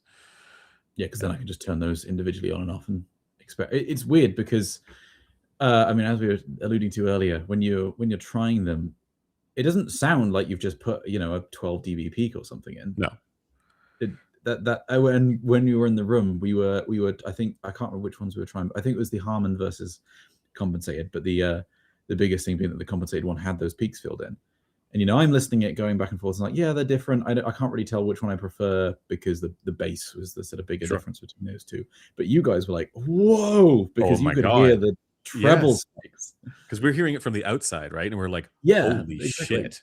Like, that's screaming. Yeah. But it's filling in a dip for you, right? Like, that's where it's exactly. So it just doesn't sound like that at all to me. I mean, to be honest, I've been experimenting a little bit more, and if anything, the most consistent thing, or the thing that's changing the sound, isn't even those spikes. It's like the kind of just the bits around it if you don't quite EQ them exactly. So yeah, just need to play about with that a bit more. At the moment, I'm just keeping them dipped out because just something psychologically about boosting a particular treble bit by 12 dB is like, I just don't like that. So here's the thing, though. We don't know the magnitude of what those resonances are supposed to be. Because they're omitted, right? So it's like there is, I imagine, at least when we fill those in, it wouldn't be to the same magnitude that you would see from a convolution filter. No, it's just a conjecture, but I imagine that's the case. Or like if we did that, then did a perceptual tone gen sweep, it would reveal a peak, right? Is what I would imagine. And then those massive dips that we're seeing are probably best not thought of as dips that are present in the headphone response, but instead absences of HRTF information from the canal. Yeah. But that doesn't mean that they necessarily couldn't be adjusted. So you might find situations where there is still, like what I'm saying is that they are the confounding variable here for for just those bands, because you might find situations where there is genuinely a dip. It's just not to the degree that reveals, because that's part of the HRTF. Yeah, but I am definitely EQing the 2-3 kilohertz one a little bit. That definitely does. But then even then, again, it doesn't sound right if you EQ it down all the way, like as much as just going based off the 5128's canal transfer function would imply, because it's like 8-10 dB or something, if I remember correctly. At the moment, just playing about, I've just found that sort of like 2 to 3 seems to sound quite a bit better, but very unscientific and blunt testing at the moment. So, Joel, what are you confused about, Joel? We're talking about the no, we're talking. Oh, sorry, no, I wasn't talking about IEMs. We were not talking about IEMs. No. Yeah, we're talking about over ear. The omission from, so we have the EEP data. It doesn't include the canal effects, and there are several resonances from the canal that show up as dips because they're omitted from the HRTF. And what we're saying is that we don't want to be correcting those dips, or at least not to the magnitude that they show, because they're present in the HRTF. And those are the only areas where there isn't perfect agreement, or it doesn't seem to be perfect agreement with tone gen, with how we hear tones perceptually. But to me, the reason why, like, the two biggest ones are that's like 2 to 3K, where it will show a dip on the graph, but I don't perceptually hear a dip. And that's because that's the primary canal resonance, I would assume. Yeah. And the other one is around 8K, and it's pretty consistent for the headphones that I've tested, that it's there, but it's in those same spots for both. It's the one in the upper treble that is hard, because it's like the third one, because it shifts a little bit. Yeah. I think even if it is one of those ones where, like, theoretically, if you could correct it to some ideal level, the problem is just that practically speaking, you're even for one person, it's moved slightly and then the correction's wrong. Yeah. And so I think it's just going to be best to leave that one. The other ones, I mean, the 2-3 kilohertz one, other than, I guess, seal differences in some cases, should be fine. Yeah, it's going to be interesting. But the 8 kilohertz one, I haven't experimented any further today, but just in the initial testing, it did seem like it was a little bit better if you filled it in slightly, but I don't, as you said, I don't think all the way. Not all the way. No. And like what you're talking about is like a situation where the headphone has a dip there, potentially, like genuinely has a dip. Possibly, there. Yeah. Okay. I wanted to see what you guys think about. Again, to me, like, I have so many thoughts about all of this after having done this. and we've gone over some of them today. But one of the things that I guess I just think about with this is like what we've done here, and how we're now testing this using convolution filters to perfectly match a, well, we say HRTF, but like people might think of it as a target. It's not a target, but like, it's doing that. That's the way that people want to be using headphone measurements and EQ. They want to be perfectly at matching a given target and a given, as specifically as possible. And no matter how many times we tell them you shouldn't do that, they inevitably do, and they'll match the Harman target perfectly, right? Stuff like that.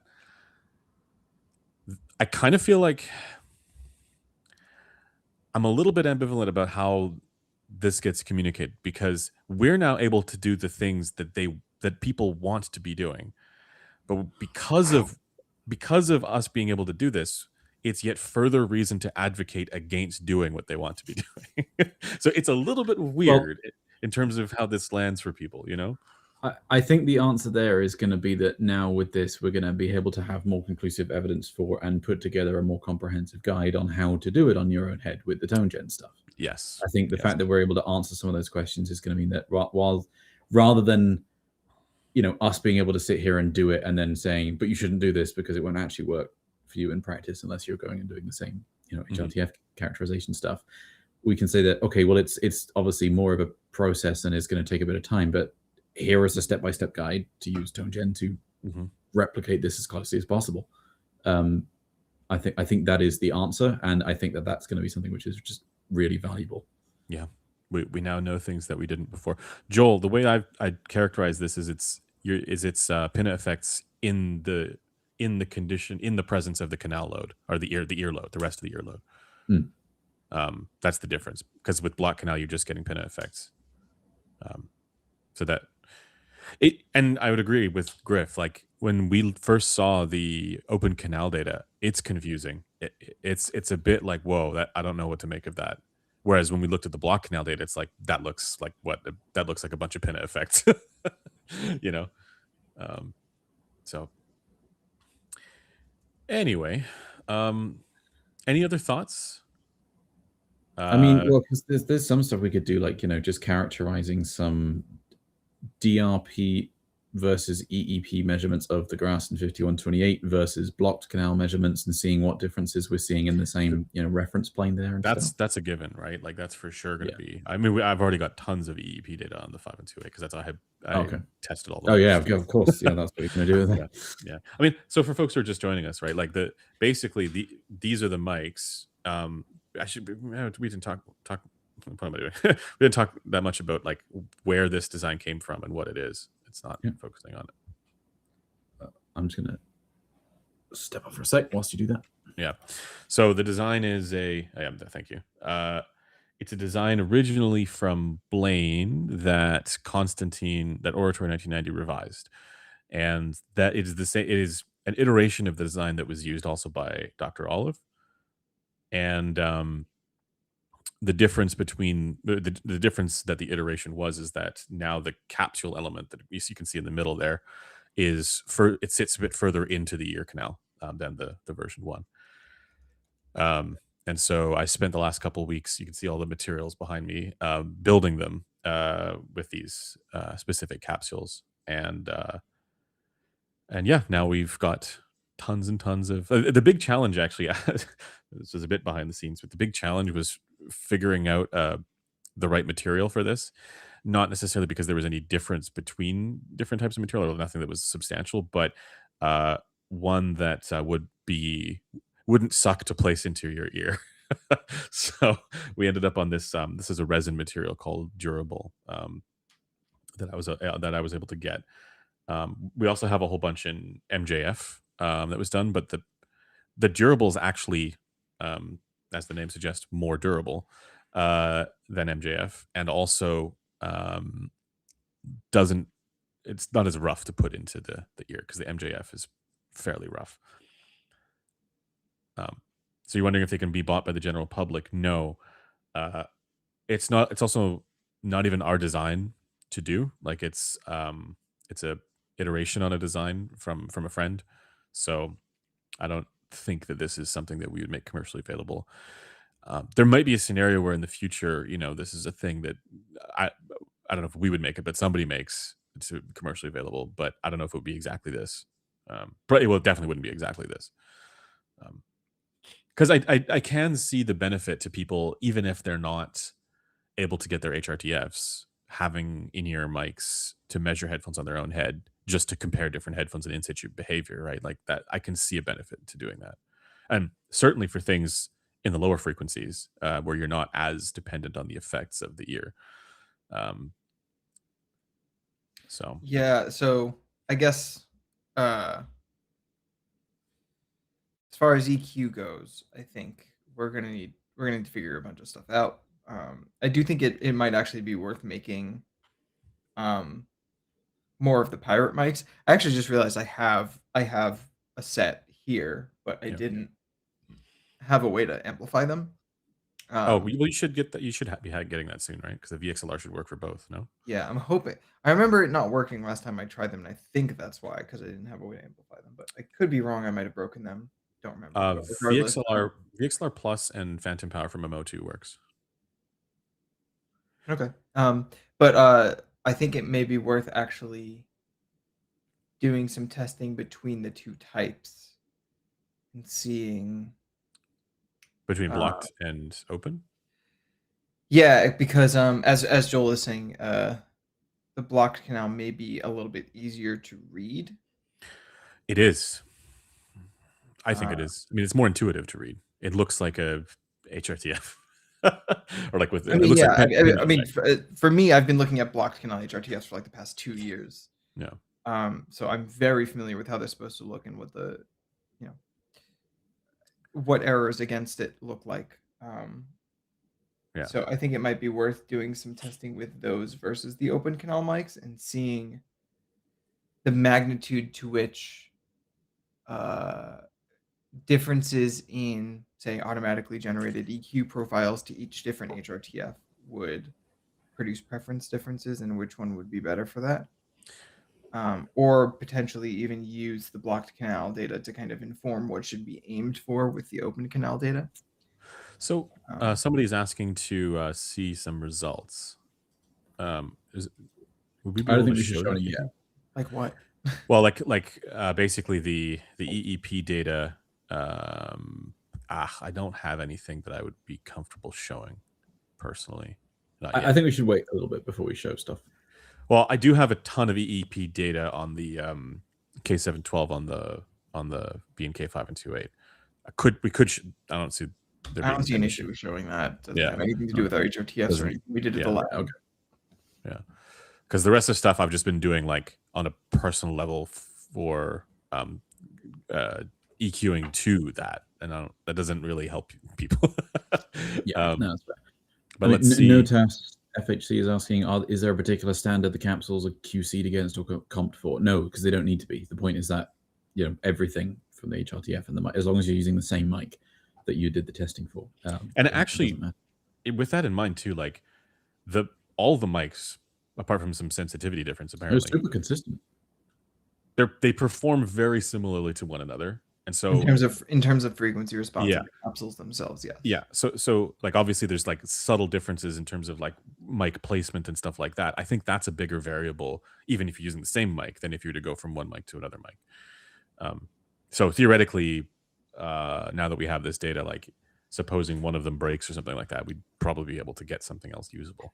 But yeah, we just verify them in an ear against one of the other ones and just make sure that there's no weird exactly. And importantly, we have two, and what we did as well, and thank goodness we did this, we have two, and we got both ears for both mics. Yeah.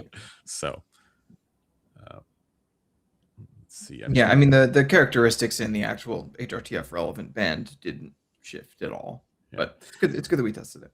I don't know, Griff, do you want me to send the EEP data for the K712?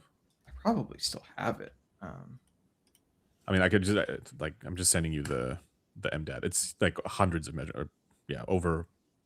Well, I actually don't know how many. It's many measurements though. Over 100, I believe. Did Did we also scan our heads? Yes, we did, although we had actually done that before. We got MRIs when we were in California last year, but we did also get photogrammetry stuff done. But it's not super relevant for what we're doing at the moment, but there is some interesting future stuff. Yeah. So apart from the HRTF stuff, I mean, if there's anything else you guys want to talk about that, I'm happy to do so. But in the meantime, how you guys feeling? Yeah, there was Britain was experienced. This is the Brit related transfer function. I gotta say, the country is full of cartoon characters. When you go there, it's exactly what you think. All the memes are real. The stereotypes are real, in the best of ways. So we got to hang out at the most British weather period. Yep. It's just been raining and grey all week. So so it's perfect. The beer was pretty good. I enjoyed that. Fish and chips were good. Food is underrated. The food, I'm gonna say, the UK food, like, people, dunk on it. The pies especially were very good. Yeah, we had proper pub lunches, fish and chips, proper Indian, Greg's sausage roll.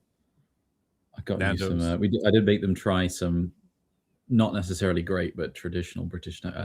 Pickled onion Monster Munch was one of them. Oh God, that was probably the most disappointing. I knew you were gonna like. I don't like them. Like, no, that's not necessarily a good one. It's just a lot of people here eat them. But yeah, what was it? Chocolate orange, prawn cocktail crisps. Caleb liked those ones. Oh yeah, Caleb was going to town on all the. We also had to hang out. Food. Unfortunately, food is expensive in the UK. Yeah, that is just expensive. It's very expensive in the UK. We also got to hang out with Cameron's mum, and she's a prostheticist, and I don't know if that's the correct term for it, but she can produce 3D. I don't know, it's not 3D prints, like silicon print. Like mold with the mold. Molds them herself. All kinds of things, so that'll show up in the video, which will be interesting. I'm excited for some of the stuff that we'll be able to do that for, the science side of things. For science, all right, we should talk about, I don't know, Griff, is there anything else you want to get into, or should we just dive into the chat? We can put on spicy hour plate if you want, or spicy half hour. Been going for spicy or just questions, because I think there'll be a lot of questions generally about this. Rob asks, what does this mean for ASR? I don't know. I don't think nothing changes. It's probably absolutely nothing. That was a space for the appearance of science before, and it still is. So the issues with the ASR approach, whether it be the target adherence stuff or the EQ stuff that they do, I think those were already well understood before this. And whilst we were here, as I said, we did some tests just EQing stuff to Harman and showing how it doesn't behave anything like that on our heads. And then what you would need to do to get it to Harman on our heads would make it look very weird on a rig. Does quite conclusively demonstrate that. That's nothing new. We knew that already. But never mind the fact that the Harman curve was not made on the pinner that they're using in the first place. So there's that problem too. But none of that's new. So I don't expect any of this to change much there. One thing I do kind of want to bring up, because I feel like we had kind of ended up talking about it once we started unpacking all of this data, is that, and we may have gestured to this in content before, but that the HRTF kind of doesn't matter in isolation from the actual, like, if you're not evaluating a headphone, HRTF basically doesn't really matter. Like, what actually matters is the relationship between the behavior of the device that is being tested, so a headphone or an IEM, relative to the HRTF. So I've had people ask me to, like, show them my HRTF, but, like, that doesn't tell you anything. It doesn't tell you anything. Yeah. Just a headphone response on a random head doesn't tell you anything. Like, it is entirely about the relationship between the response of the headphone and the expected response. This is why we compensate to the HRTF response of the rigs rather than just show you the raw response, because you don't want to see the combination of what the head and the headphone are doing. You want to see what the headphone is doing. Where is the headphone behaving brighter or darker or doing other stuff that is outside what you would normally expect. And the point being, for all of us, and why it's interesting to do this on our own heads rather than just use rig data, is so that we can look at how the headphones are interacting in unusual ways and then behaving different on different heads, because the point is that they're not going to behave the same. But yeah, the HRTF itself doesn't really tell you much. Yeah, like you could pull up all 4 of our HRTFs and like look at the differences, but that wouldn't really tell you much isolated from headphone responses taken against those HRTFs. With the IEM ones, it's a little bit different because there are products that we've all evaluated, and like, maybe it's because we would be evaluating them all on the F5128 anyway. So like, we're just kind of forced to use those pinout effects to assume a bit of how that affects our judgment in the past. But for the EEP data, because no one else is really doing open canal data, we're kind of flying blind here, and you do really need the HRTF to make any sort of evaluation. So just for the people who are asking to see my HRTF, you don't actually care about that. You think you care, but without headphone data. It's funny because when we did this was the first thing that Taryn asked me as well. He was like, okay, so like, who's what does it say about who's is the best? Yeah, our HRTFs. It's like that. There is no the best. It's like, like I'm trying to think of a analogy. It's like, what color is the best? And it's like, okay. But yeah, there's going to be. There's going to be headphones where like the HD 100 behaves relatively similarly across all of us once you compensate the HRTF away. Obviously, there are some differences, but then, like, I went and I measured an Imanis on my head because I was like, I want to show on a graph where the thing that's bothering me is, and it's like, yep, there's that big ass 10 kilohertz peak that doesn't show up on some measurements. So just being able to show that stuff, I'm excited for. Yeah. Hobby Talk says, can I buy a better HRTF? So the other interesting thing about this was our conversations with the folks at that lab. And they were talking about all kinds of stuff that they were doing where they were augmenting HRTFs to increase intelligibility. Not really that relevant for what we're doing, but just interesting to see. Like, what they were talking about specifically was like, if you augment an HRTF and you train a person on that augmentation, it can increase intelligibility. You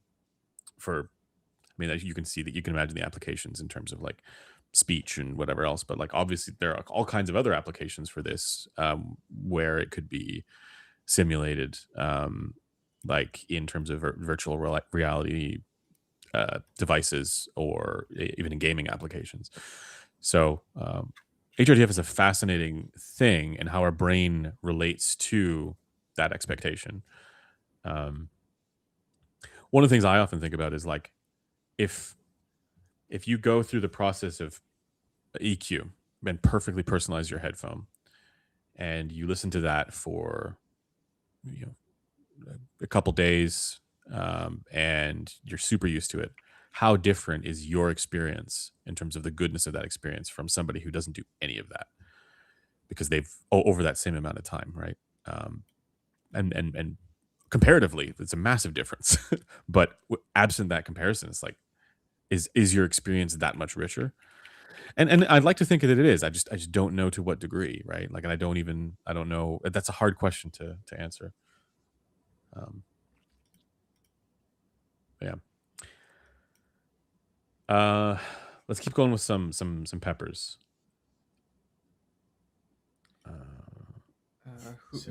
Awab asks who has the brightest HRTF, even though I just said it doesn't really. Well, actually, here's maybe a better question is like, once we're able to measure more headphones on our heads relative to our HRTFs, if there's any sort of trend that emerges about headphone behavior across our different heads, if anything, that would be an interesting thing too. Yeah, that's the interesting bit. Yeah. And I do think that HPTF is genuinely more interesting than HRTF because even without the HRTF, HPTF will show you things about headphones that you know, and headphone behavior and performance on your head that you wouldn't have known before. Whereas HRTF is kind of useless in a vacuum. So, and it's funny because it's kind of a good thing in a way that we did this in the order that we did it, because we did the HPTF comparison and testing first, kind of blind, right? Like not knowing that would be how these features would trend relative to their HRTF. And in a way, it kind of revealed that a lot of those things that we thought might have been more relevant aren't in the presence of HRTF calibration. Yep. We'll finally understand why headphones hate listener. No, we do. It's and you know, in so many ways, that testing that we did with Cameron was so. It was fascinating to see it in action, right? Like it was fascinating to see it like in practice occurring, where your experience of the thing was so different. Oh, and for us, we'd be like, holy shit, that's a massive, like, that is flaying my eardrums, even not listening to the headphones. You're standing 3 feet away, yeah. It's like, whoa. Because that's the thing. I kind of was like, turning on and off. And I'm like, the treble for both of them, they're just kind of different. I can't really decide which one I prefer. So I'm just trying to ignore the bass and stuff. But, it wasn't like, they sounded different. But then I turned back to you guys and you're just looking flabbergasted. Going, okay, I guess there is some real big stuff going on here that I'm not actually hearing. Yeah, but that's the thing, you don't hear it because if you look at the measurement, there is like a cavernous dip there. I want to know, maybe Griffin, you have some more insight into this. Before we did this, we had discussed a little bit like, okay, there's the potential for the canal effects to be relevant in this, and to not, like, obviously it's not going to be part of it because the reference point is different. But we hadn't really known that, right? It was just sort of like a question. And then after having done it, we're like, okay, yeah, that's relevant. Did you have any sense of any of this kind of testing being done before with open canal mics, where these had been so the ear load and the canal effects would have been relevant, like specifically in terms of what you're seeing with the HRTF? Because as far as, well, what do you go ahead. Say what you're gonna say. No, I was just saying, as far as like any of what we have done being relevant to things like tone gen, I'm assuming that hasn't even been looked into at all yet. That when people are doing any sort of testing to do with HRTF, they're doing so, or like in situ, like I'm thinking of Hammershøi and Mahler and Günther Theile. That would have been done with respect to things like preference or specific characteristics, in Günther Theile's case, like tone color and all that kind of stuff, right? To establish, DF as the sound field condition for headphones. But I'm not aware of any research, or even like I haven't spoken to anybody about this yet, but like none of this came up in conversations with engineers, about like even ones who are interested in, human data, that the canal effects would be relevant for open canal to the degree that they are. So I'm just wondering, have you heard of any, like, is this something that you were anticipating, right? Or just something that this revealed to us? Sorry, so you're asking if I expected the band passing effects and the resonances of the ear canal to be present in the DF HRTF? Yeah. Yeah. Like before doing any of it. Yeah. Okay. Yeah. What I didn't expect is that I guess what I expected is that they would line up better with the dips that are present in the HPTFs. So you were expecting, right? This is what I'm saying though. You were expecting the well, to be clear, none of us were expecting the perceptual tone gen stuff to line up as well with the HRTFs as they do in the DF condition. But well, we kind of hoped for that. I didn't have a strong expectation for or against. Yeah, we hoped for it, but we sort of were hedging that.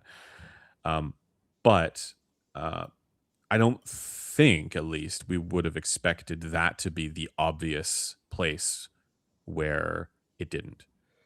You know what I mean? Like, if it did, like, I think maybe just speaking for myself here, but like for me, it was like if that assumption, if our initial assumption about hedging against tone gen perceptual matching didn't line up, right? That it would be due to free field condition versus DF condition, not that the places where it wouldn't line up would be to do with canal resonances. But I mean, maybe, but also I think it's hard to evaluate, I guess, how much we would feel the tone generation peaks would be in the exact same places without the visual feedback of having a DF compensated measurement in front of us.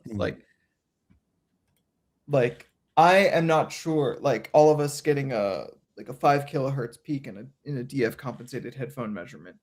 Like I'm not super confident we would find that peak just as obvious without sweeping through Rue looking at the measurement.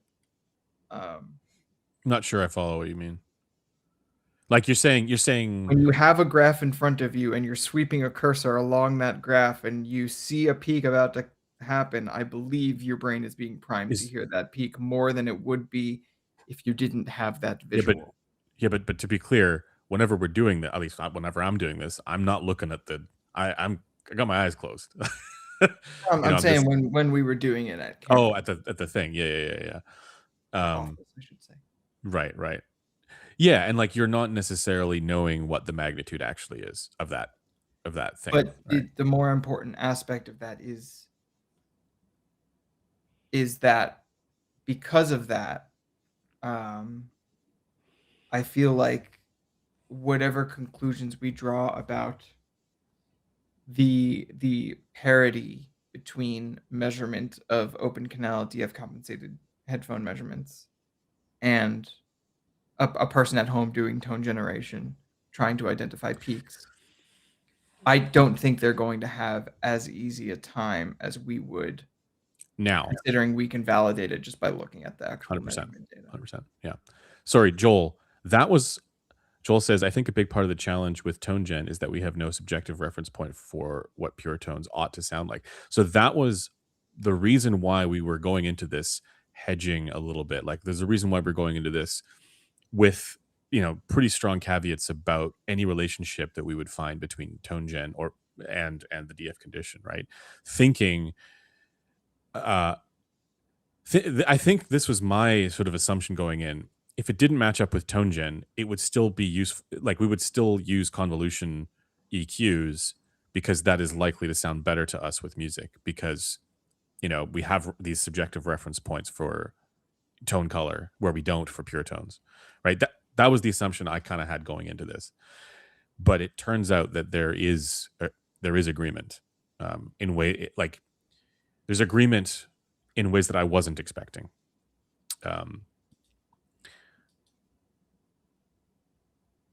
I would say there's agreement insofar as when I'm looking at the measurement and sweeping through and I arrive at a peak. Yeah. There's a peak there. Yeah. Exactly. I'm not sure people will come to that result naturally because, as has already been said, not only do we not know if a peak is supposed to be there perceptually, but also I just don't feel like people are very acute when it comes to discerning if a sound is a peak. I don't know, man. Largely not to their own fault, because again, they don't know how to contextualize that.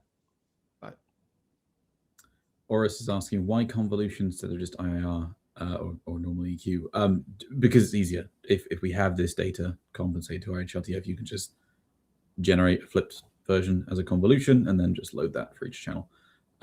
If you EQ everything precisely to the same result, you'll get the same result. It's just that even with 15, 20 bands, it's difficult to get it quite as precise. So it's just faster and easier for us. Convolution itself, for headphones anyway, is not a better quality tool. It's just in this context, it just makes things way faster. That's all. With the caveat that you still, because this is EEP data and not DRP data, you still need to recognize. Yeah, we still then need to rectify the resonance. That's why I've just got on my Zale EQ. I've just got the 2-3 kilohertz thing just turned down. Then I just keep that on for whatever convolution I'm throwing into it. Although that would be interesting, is maybe I should try measuring some of the like Mitch convolution filters and see what they are. That'd be funny. Joel actually raises something that's I did want to talk about, which is he says he experiences more dips than peaks, like doesn't typically get peaks as much as he gets dips. One of the things, lucky, genetically superior. One of the things that we did notice just with the HRTF, like in situ behavior differences between, say, myself and Cameron, is that at least with the headphones that we were testing at the time, the behavior seemed to be quite a bit more resonant on my head. I was getting a lot more resonances, peaky behavior compared to Cameron's, which was typically quite a bit smoother. Now, some of that is went away with the HRTF calibration, but not all of it. So like there is I do think there's like I don't know if we would call this like a damping coefficient or what, but there is a seeming difference in terms of like headphone behavior, not just in terms of overall like FR differences, but in terms of like how the HRTF is propagating resonances across individuals. So it was just super interesting to see, right? And it kind of explains why for certain headphones, like maybe there's a peak for that headphone, like a resonance for that headphone, but it might be so much more intolerable to me than somebody else, than somebody like Cameron, right? Where they're not getting it as resonant as I am. And it wasn't even the same necessarily between the two ears either, right? Like for one of my ears, it's like, holy shit. And the other ear, it's like, eh. This is 0% surprising to me. Cameron is a hyphen enjoyer like me. I would expect his head to perform similarly. Well, and now we have kind of more objective information suggesting as to why that might be the case, which is and the 2 kilohertz dip stuff, and because that was the big difference, like with the HD 600. Peaceful is asking, are you guys generating an L plus R average or compensating left and right separately? Left and right separately, because that's the thing. None of our ears are perfectly symmetrical. The more I saw it, I was like, no, doing LR average doesn't make sense for HRTFs. Like, we do it afterwards. Also, separately, even comparing the average, because I tried that too, comparing the average compensation to the individual channel compensation. The individual channel compensation sounds significantly better, both in terms of just like the timbre and everything like that. Just everything sounds more correct, but then obviously the imaging precision is just bang on. One of the things that's people can do this with tone gen pretty easily, even if you're not doing any EQ. If you use tone gen, even there's a whole bunch of free tools available to try this, but just listening to a sweep on a headphone that's like with a decent length to it, above a certain frequency, you will start to get this effect where it's like right, left, wobbles back and forth. Wobbles back and forth. And that's not necessarily because the headphone has a channel imbalance there. It's that the in situ behavior of the FR is relative to your ear and your HRTF, and the HRTF trends is going to be different. And that's the case on like the vast majority. I'm trying to think of a headphone that doesn't do that. It's a very common thing to have happen.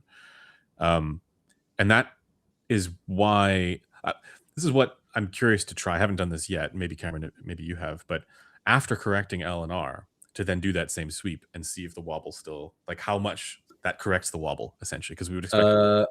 Screw it. I'll try it now. Give me 1 second. I won't be able to hear you for a second. Yeah.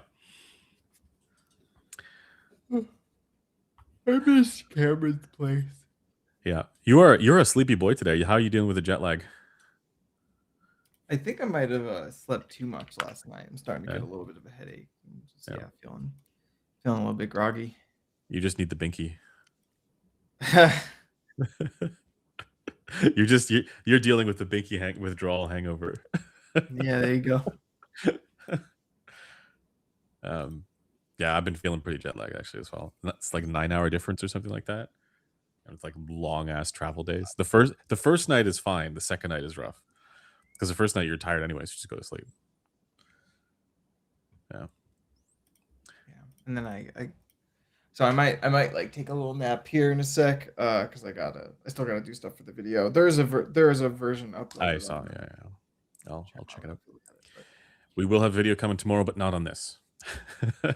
Yeah. That video is going to be probably not next week, but the week after. Yeah. While we're enjoying the brain massage. Any other peppers, guys? Any other questions? Or yeah. We are here for you guys. This has been like the nerdiest conversation, and like again, 5 people understood it. But if you have any questions about it, that was a good time. Golden is Nyquist.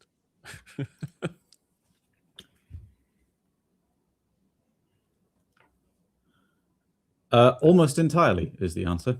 Yeah, the wobble goes away, right? Like that's yeah, which is good. That means that it worked, right? It's pretty cool. Yeah. Caleb.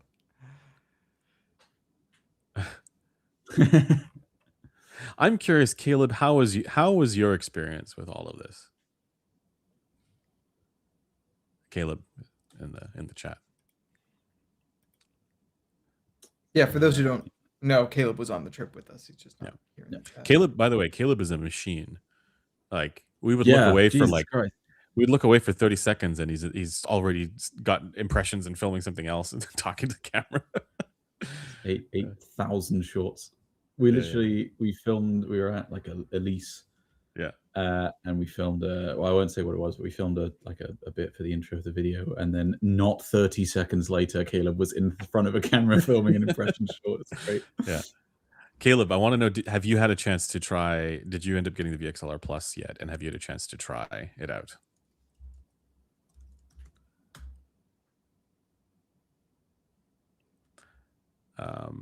Okay, here we go. I have some questions.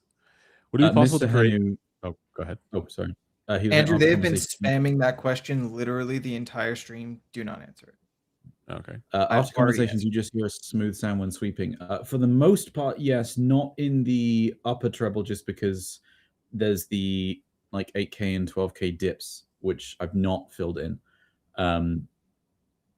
So yeah, haven't put those ones in yet. I mean, I guess I can try taking my filters for those out, but we're not sure what the right answer with those is yet, just because whilst in theory, it's something which, if you wanted to get absolute perfect HRTF calibration, you would want to do. In practice, as we talked about earlier, because the moment the headphone moves slightly or the load condition changes slightly, those are going to shift slightly. And so the correction you make, because they are so deep and so narrow, is now no longer going to be right. And so you don't want to then be adding a 12 dB peak where you no longer have one. So we're not sure what the right answer as to the best way to correct those is yet. So for the most part, yes, other than those bits. Sorry, I'm just going to add... Oh, which Caleb is in here? This one. Yes? Did that work? No. Sorry. There we go. Yep. Yep, I can hear you. Can I? I don't know. I don't know if the chat can. I should. I did update the thing. So maybe not. Sorry, Caleb has just joined us. I'm not seeing Cameron either now. Yeah, I'm not either. Sorry. This is. Could I send you a new embed? Yeah. Can't even send to bed. Mr. Henry's saying, I still don't get why people say I shouldn't aim for a smooth sound on a sine suite. Well, that's kind of what we're saying, is actually we're thinking now that maybe the answer is that you should.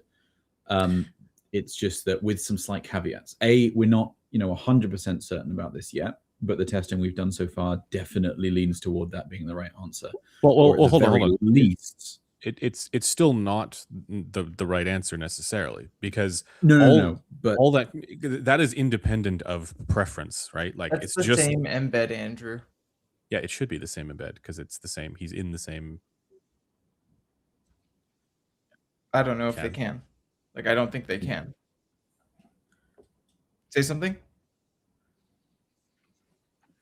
Nope. Not coming through. Weird. Okay, let me see if I can change this. I'll just remove Caleb from that. And but yeah, sorry, it's not that that's the right answer. It's that gets you to, you know, the DF baseline, and there's preference questions beyond that. But it does seem like that is definitely a good way to get to that HRTFE baseline. The thing is that the narrower ear canal resonances, which are going to change, and therefore it is only going to be accurate for the time you do it when you have the headphones in those positions and you don't move them at all and nothing changes. Then the next time you go to put the headphones on, or if you just shift slightly or the pads soften up and conform to your head better over the next 10 minutes, it might change a bit. So we don't think that necessarily trying to EQ back in the really narrow, really deep dips is better. But what we do think is the right answer is definitely trying to EQ down the peaks that you can hear. Yeah, certainly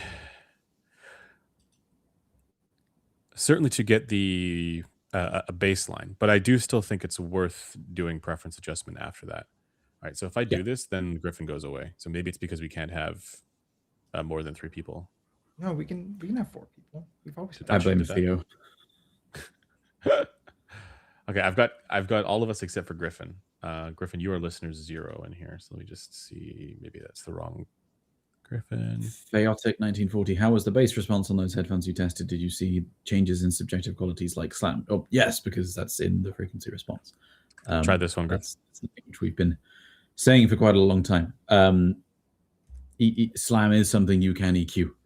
I wouldn't necessarily say that, you know, or tilted DF response gives me the best bass response. We talked about earlier in the stream how I found that slightly pulling down the mid bass gave me a more enjoyable sound.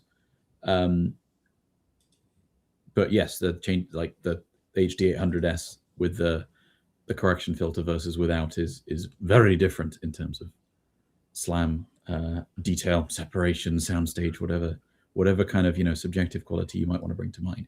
At the end of the day, these are all just subjective, or these are all just terms that are ways of kind of trying to explain in a more necessarily understandable way what we are hearing. But the thing that they are actually describing is the frequency response that we are getting and how that's relating to what our brain normally expects. Terms like slam and resolution and soundstage and all this are just, they are subjective tools in a way, or subjective communication tools where we're unable to articulate those experiences in terms of frequency response, but frequency response is their cause. Like even just the term, you know, bright is just a more simple and easy to understand way than saying it has elevated content and amplitude and frequencies above 4 kilohertz or something like that. But it's just so I wanted to get to there was a question that I missed, which was, aside from HRTF and HPTF, what would make auto EQ not ideal between 2K and 5K? Do we answer? The one I told you not to read. Oh, okay. Sorry. Sorry, it's just asked and answered. Okay. I thought it was the other one. They've asked it a bunch of times, so you're going to see it a few times in chat. Oh, okay, that's why. Gotcha. With your personal HRTFs, what headphone are you going to daily now that you can just EQ it to your HRTF? I'm guessing HD800. Well, that's certainly a good candidate for it. I don't think I'll do HD800 actually. I think for me it's probably going to end up being Sysvara or something, just because with the HD800 I have to like EQ up the bass a lot to get it to tilt or whatever. The thing for me with this is that it's actually not even about a daily headphone. It's about like, I can take this headphone. This is a headphone that I don't particularly like the sound of, the Strata, right? Works perfectly fine on this, but it reveals interesting things about this headphone that I wasn't able to understand before getting this information. So for me, it's actually not about the dailying of a headphone. It's about the differences, just about like the new information that I'm getting from all the headphones that I can try. If I were to have a daily one, it would probably be a comfortable closeback, you know, because I think it's worth just reasserting that whilst us being able to EQ stuff kind of perfectly is it's a very nice side effect of the stuff that we've done. That was not the point of the trip. The point is so that we can now measure headphones on our head and look at the behavior without also mixing in all the stuff our head and ears are doing. So we can actually have a look at and show you guys what we are experiencing in a similar kind of way to how we've shown measurements on rigs in the past. And we will continue to do so. The rigs aren't going away. I just want to get back to something you were talking about earlier about like the perceptual smooth, like EQ away, EQ tone gen to sound like even across the board. I still think that's not going to be preferred by people because of bass to treble delta, right? Like if you were to well, we don't. I'm actually not clear about that, but that's one of the things I feel like still needs to be tested for us as well, given that we are like when we're dealing with preference bounds, we're dealing with that as far as the research that was done with rigs, and it's been sort of appropriated to different yes different systems. And we don't have that for ourselves, and so we're just like right now we've just done this based on like an estimated like 10 dB slope, which is like the crudest example of this. So we need to do more of that. There's also other things like, whilst we're saying that it's lining up with what we're seeing on the graph, that's primarily in relation to things like I see a peak on the graph when the headphones measured on my head, compensated for the HRTF. Now I hear that peak. Now there's a dip. Now I hear that dip. And those narrow features are a lot easier to audibly identify, and we're suggesting that it's going to be a useful tool to correct those. What's going to be both quite difficult and also we don't necessarily know at the moment because we haven't really done much testing on the perceptual levels. Well, hell, A weighting is a thing, right? And that weights things across quite a broad spectrum quite differently. And we don't know how well the perceptual level of 100 hertz content versus 10 kilohertz content is going to be. The stuff that we've done is more along the lines of getting rid of the kind of finer stuff, the peaks and more bothersome bits. It is, in a way, it's like this revealed just how much of that there is in situ, right? Like how much of the stuff that we wouldn't have been correcting before necessarily, or in order to correct that, we would have had to do tone gen anyways, right? So now it's just you get a visual indicator that is clearer, much more clear than trying to do this, trying to like just auditorily, oh, maybe there's a little bit of an elevation there, right? I'm able to be more precise. Someone is asking a decent question, which is, does the cable affect the seal of the headphone? My ones actually at the moment have a little bit of tape wrapped around the connector, so like that does ever so slightly, but this cable here is incredibly thin. I can just take this tape off. So like if you look at the wires actually going into the tape, if in situations where it does, you would see it pretty quick because you'd see a substantial bass roll off. And we saw quite a difference between you and me, like when wearing glasses and stuff. So there's I think I was worried about that when I was making them because and it kind of depends a little bit on the headphone too, because some headphones the bottom of it is above where the solder points are, so it wouldn't matter nearly as much. But then other ones like the Hi-Fi Man ones might, because or anything that kind of really protrudes lower might. But in the testing that we ended up doing, I don't think it was a factor. It really didn't seem to be. And also I think part of the answer I'd give is the situations in which that could potentially have more of an impact are going to be situations where it's a headphone with extremely firm pads. And in those cases, it's going to be super liable to have the seal broken by your head not being the exact right shape for the pads anyway. Because as Joel just said, they're not flat surfaces. So as long as, even like these ones, which are quite firm pads on the Composer, the suede ones, there's no seal issues at all. So I'm not super worried about it. I haven't even bothered to take the tape off. You should be that fine. too, but yeah. By the way, Joel, are you doing this with like manual, like in Rue, you can do like frequency tracks cursor and you can do it that way? Or are you doing like you do a full sweep just with a button? Because it's hard, I imagine it'd be hard to identify with a full sweep. Harder, at least. All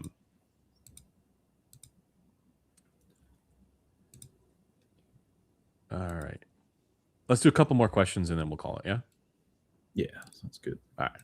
He says use frequency tracks cursor. Did we go to any raves? No. We didn't. Yeah, no. Much to my chagrin. Closest we got was listening to alternate. My favorite song. Oh yeah. Oh, sorry, Caleb. Yes, we didn't get a chance to get your. Have you done testing with this yet? I have not, because I need the VXLRs, and I could get them off Amazon, but they're like, I'm going to Japan in like 5 days, so I'm like, might as well just do it when I get back. Don't get the Movos. Yeah, I haven't decided if I wanted to do the VXLR Plus or the VXLR Pro yet. The Plus is cheaper.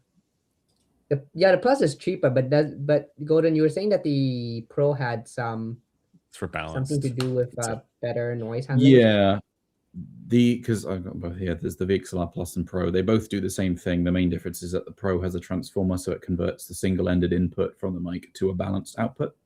So I noticed that when I just had my Mo2 connected directly to my PC, just using that, I was getting a bunch of noise, like ground plane noise and stuff, which you can either solve. I just plugged a JDS Synapse in between the interface and the PC. That solved it, but then the Pro also solved it too. Yeah, so what's interesting is that I was looking on Amazon to buy it, and I looking at a review, and one of the reviews is actually a guy I know locally, who also has his own in-ear mic. So like this guy's like also ultra nerd, but he actually said that he found that the VXLR Plus had better, I think it was like second order noise measurements or something compared to the VXLR Pro for some reason. I think it's odd. I don't know what to make of that.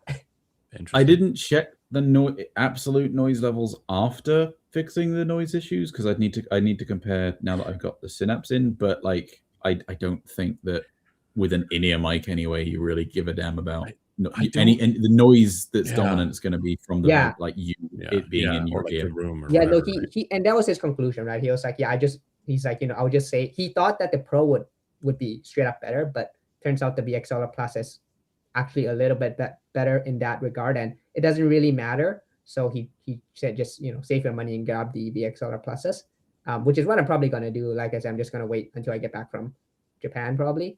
But yeah, I'm looking forward to testing it. So, but apart from that, right? I'm curious. Like we haven't done really all that much with the IEM stuff, but theoretically, that's something that we can do for your pinna effects with the block canal data, where you don't need any of that, right? You'd be able to compensate other measurements that have been done on the 5.128 for products that you've heard, like the specific units, and then if we have the right approximation of pinna effects and canal, you'd be able to see that data. I'm curious how that's going to go for you, specifically because the blocked canal mics that we used were particularly huge. They fit me. No, so I think part of the reason we saw a little bit less, like 2 to 5K on Caleb's, was that it was not inserted as deeply. Yeah. So that might be a factor. Yeah, I mean, I think that is the case. I mean, so I could tell with the block canal mics that the left one went in a lot better than the right one did. So that's clear there's some asymmetry there. But I did get, Niels to help me take a good look at them to see whether they are, in properly or not. I do think there is definitely a bit of a scuff there for sure. But my concern, honestly, though, with the block canal mics is I'm less worried about the pure like pinna effect, because I personally find that I'm pretty like tolerant of the how much absolute gain you have in the pinna. For me, it's more about like sort of like the structure, right? Because I can eat pure DF any day, like the Moondrop Skyland, but also I like things that I also do like IEMs that are warmer, like the pure, right? So I'm pretty good in that. Like I said, my concern is more about the ear canal length and resonance inside, because I think from what we discussed, the Rebel is something that we basically, it's a black box for us, basically, right? The upper treble especially. So I feel like we only have sort of half the data in that regard. and how important that half is kind of TBD. Well, this is where it's unfortunate. Like the IEM stuff is better in some sense, but it's worse in others. Like it's better in the sense that you have a clearer picture of the pinna effects in isolation. It's worse in the sense that it doesn't include the canal the canal resonance or the canal effect. But I think when communicating, the perception of it, like that's where you have to be able to identify those canal length, like the length mode resonances subjectively still on your own, right?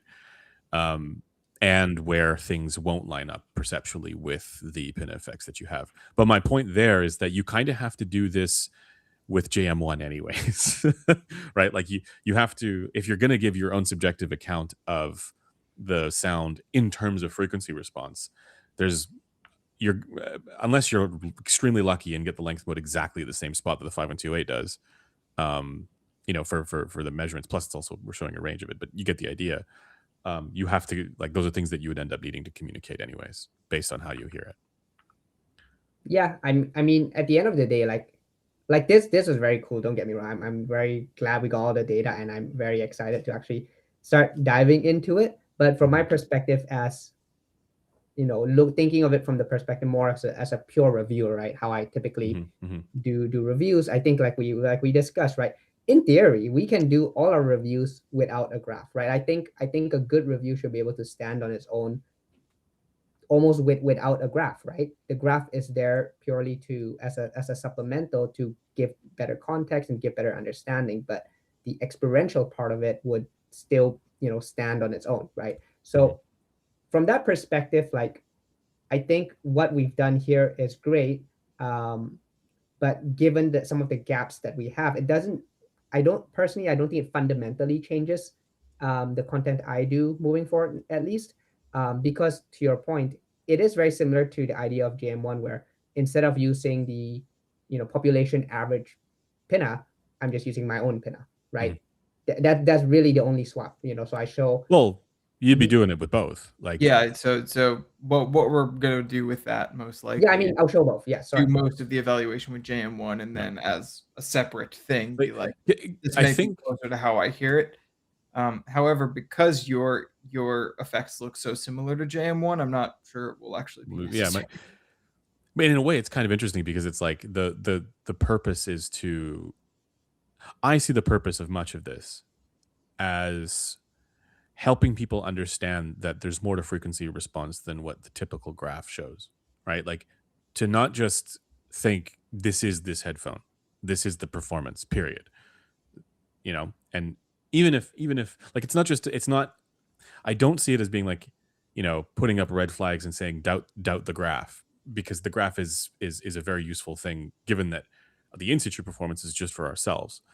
But I do think there's an element of that where it's like, be careful about overdoing it on the graph sniff here. And even just by dint of showing people the difference between rig data and on-head data, or like rig ear and human ear, that should be enough to communicate that, I think. But I agree with you, Caleb. Like, I don't think it fundamentally changes, the communication of your experience with the product, because you would be doing that anyways.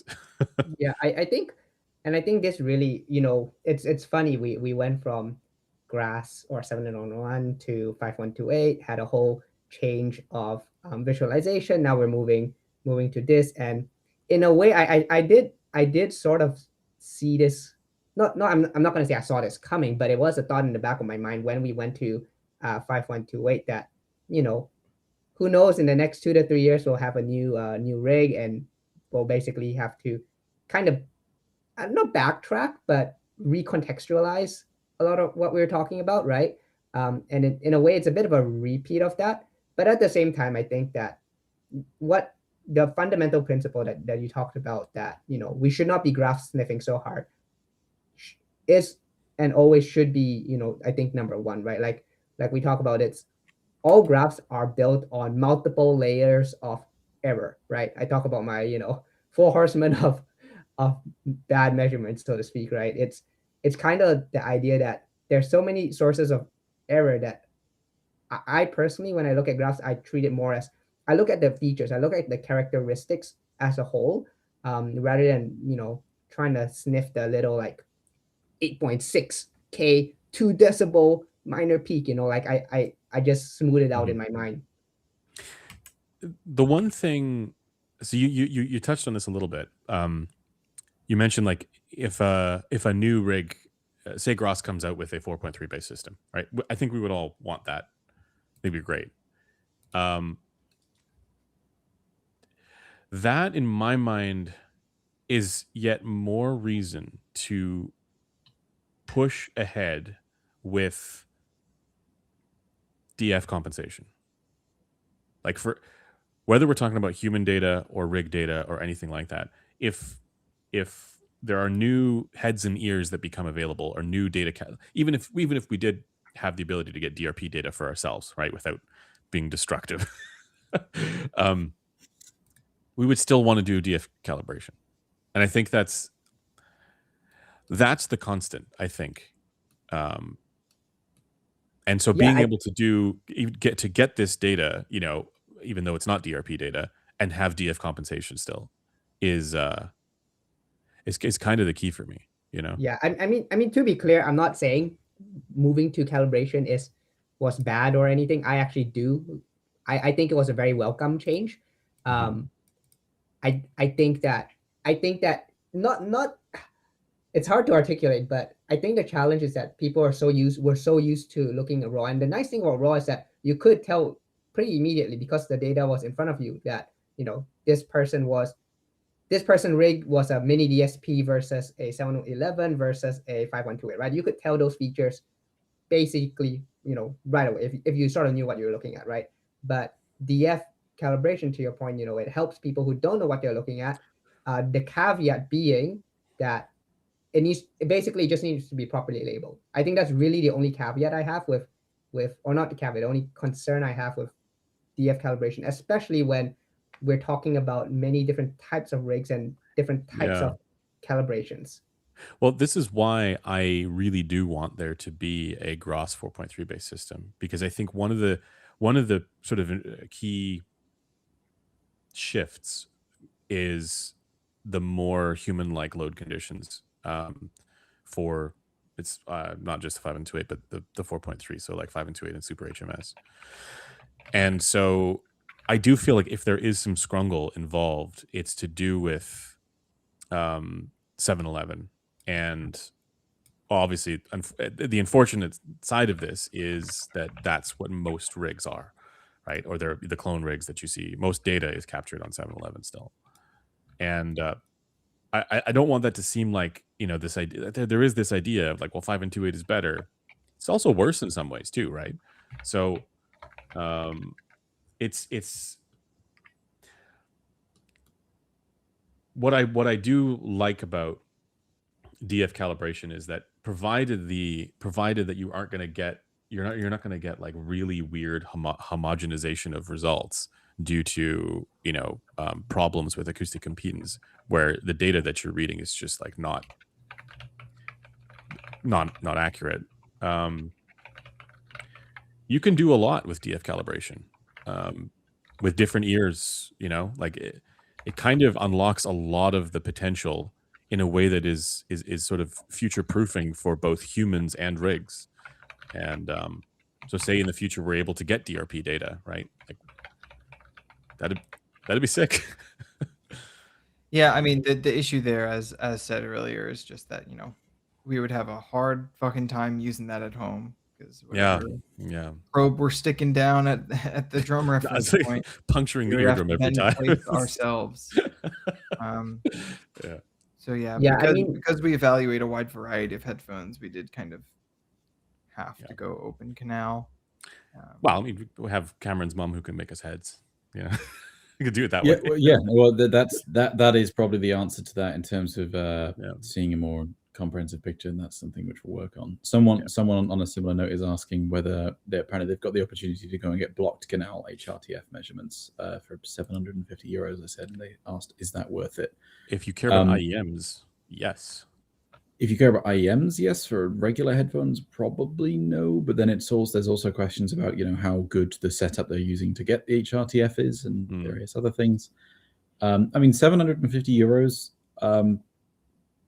It'd definitely be interesting, but yeah, you've got questions of, are you going to be able to keep the mics that you use? How good is the actual rig? And also the fact that block canal is not sufficient to do the correction stuff that we're doing and have been talking about, and headphones, particularly close backs, are going to behave differently with a blocked canal versus an open canal.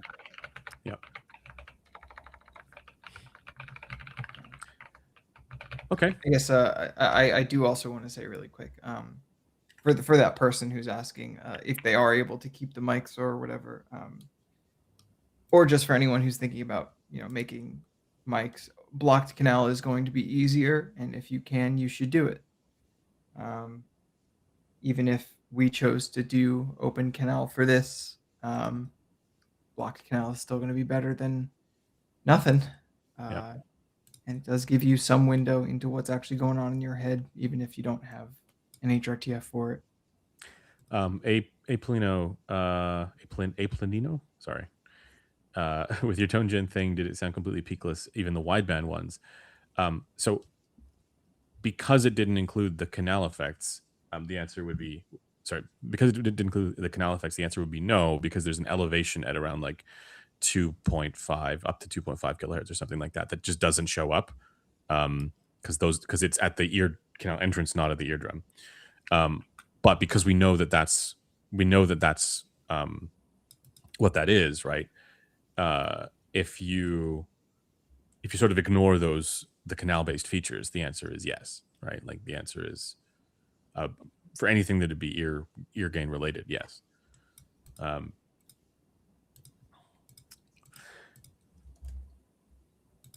Okay, I think we'd probably cut it there, and unless anybody has any final thoughts. Cameron, Griff, so. Caleb? Oh. Excited to do more here. Like, this is just, there are obviously benefits to us, being able to do this like selfishly, because it unlocks better sound quality for us. But what it unlocks for everybody else is more headphone review content from Griffin, Cameron, and Caleb. That is it has data that's high quality, right? And yeah, as much as it's created more, even more questions for us, it has genuinely provided answers to certain things and meaningful utility to what we're trying to do moving forward. Yeah, I think for me, I'm going to have to sit down and map out exactly how all the pieces fit together, because in my head there's a lot of terminology. Someone had a really great quote there where it's the learning curve is basically a vertical slope, right? Like like it's like 89 degrees, like it's pretty tough, even for me.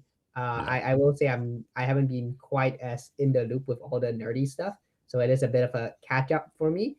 But I think I just need to sit down and do a bit of mapping on how all the pieces fit together, because in my head, I think I can get there, and how I can parse it in terms of future reviews and future content. But for now, I'm just waiting until you guys figure stuff out while I go into Japan for like 2 weeks, and then I'll come back and be like, okay, this is great. I'm just gonna sit on a call with someone to ask them to explain it to me. Sounds good, man. Sounds good. Alrighty, I think with that we can adjourn the stream. Thanks to everybody for participating and hanging out and indulging our absolute nerd vomit onto you guys. We're very fired up. Apart from jet lag, we're very enthusiastic about all of this and look forward to implementing it in our content. I don't think we'll have it in our upcoming videos for like the next couple. We'll probably have it after we do the videos on this trip, which should be not next week but the week after. And that's when we're going to be rolling out the new review methodology that includes this, because there's so much work for us to do now on this. It's gonna be fun. As always, thanks to Griff, Cameron, Caleb for joining, and thanks to headphones.com for making these streams possible. If you want to check out all of our social stuff. We're on various different social platforms, but importantly, our Discord will be linked in the description. So if you want to connect with us, join us there, or our forum at forum.headphones.com. We have individual forum threads there as well. Okay. And with that, Thanks, guys. bye-bye. Bye-bye. Bye, guys.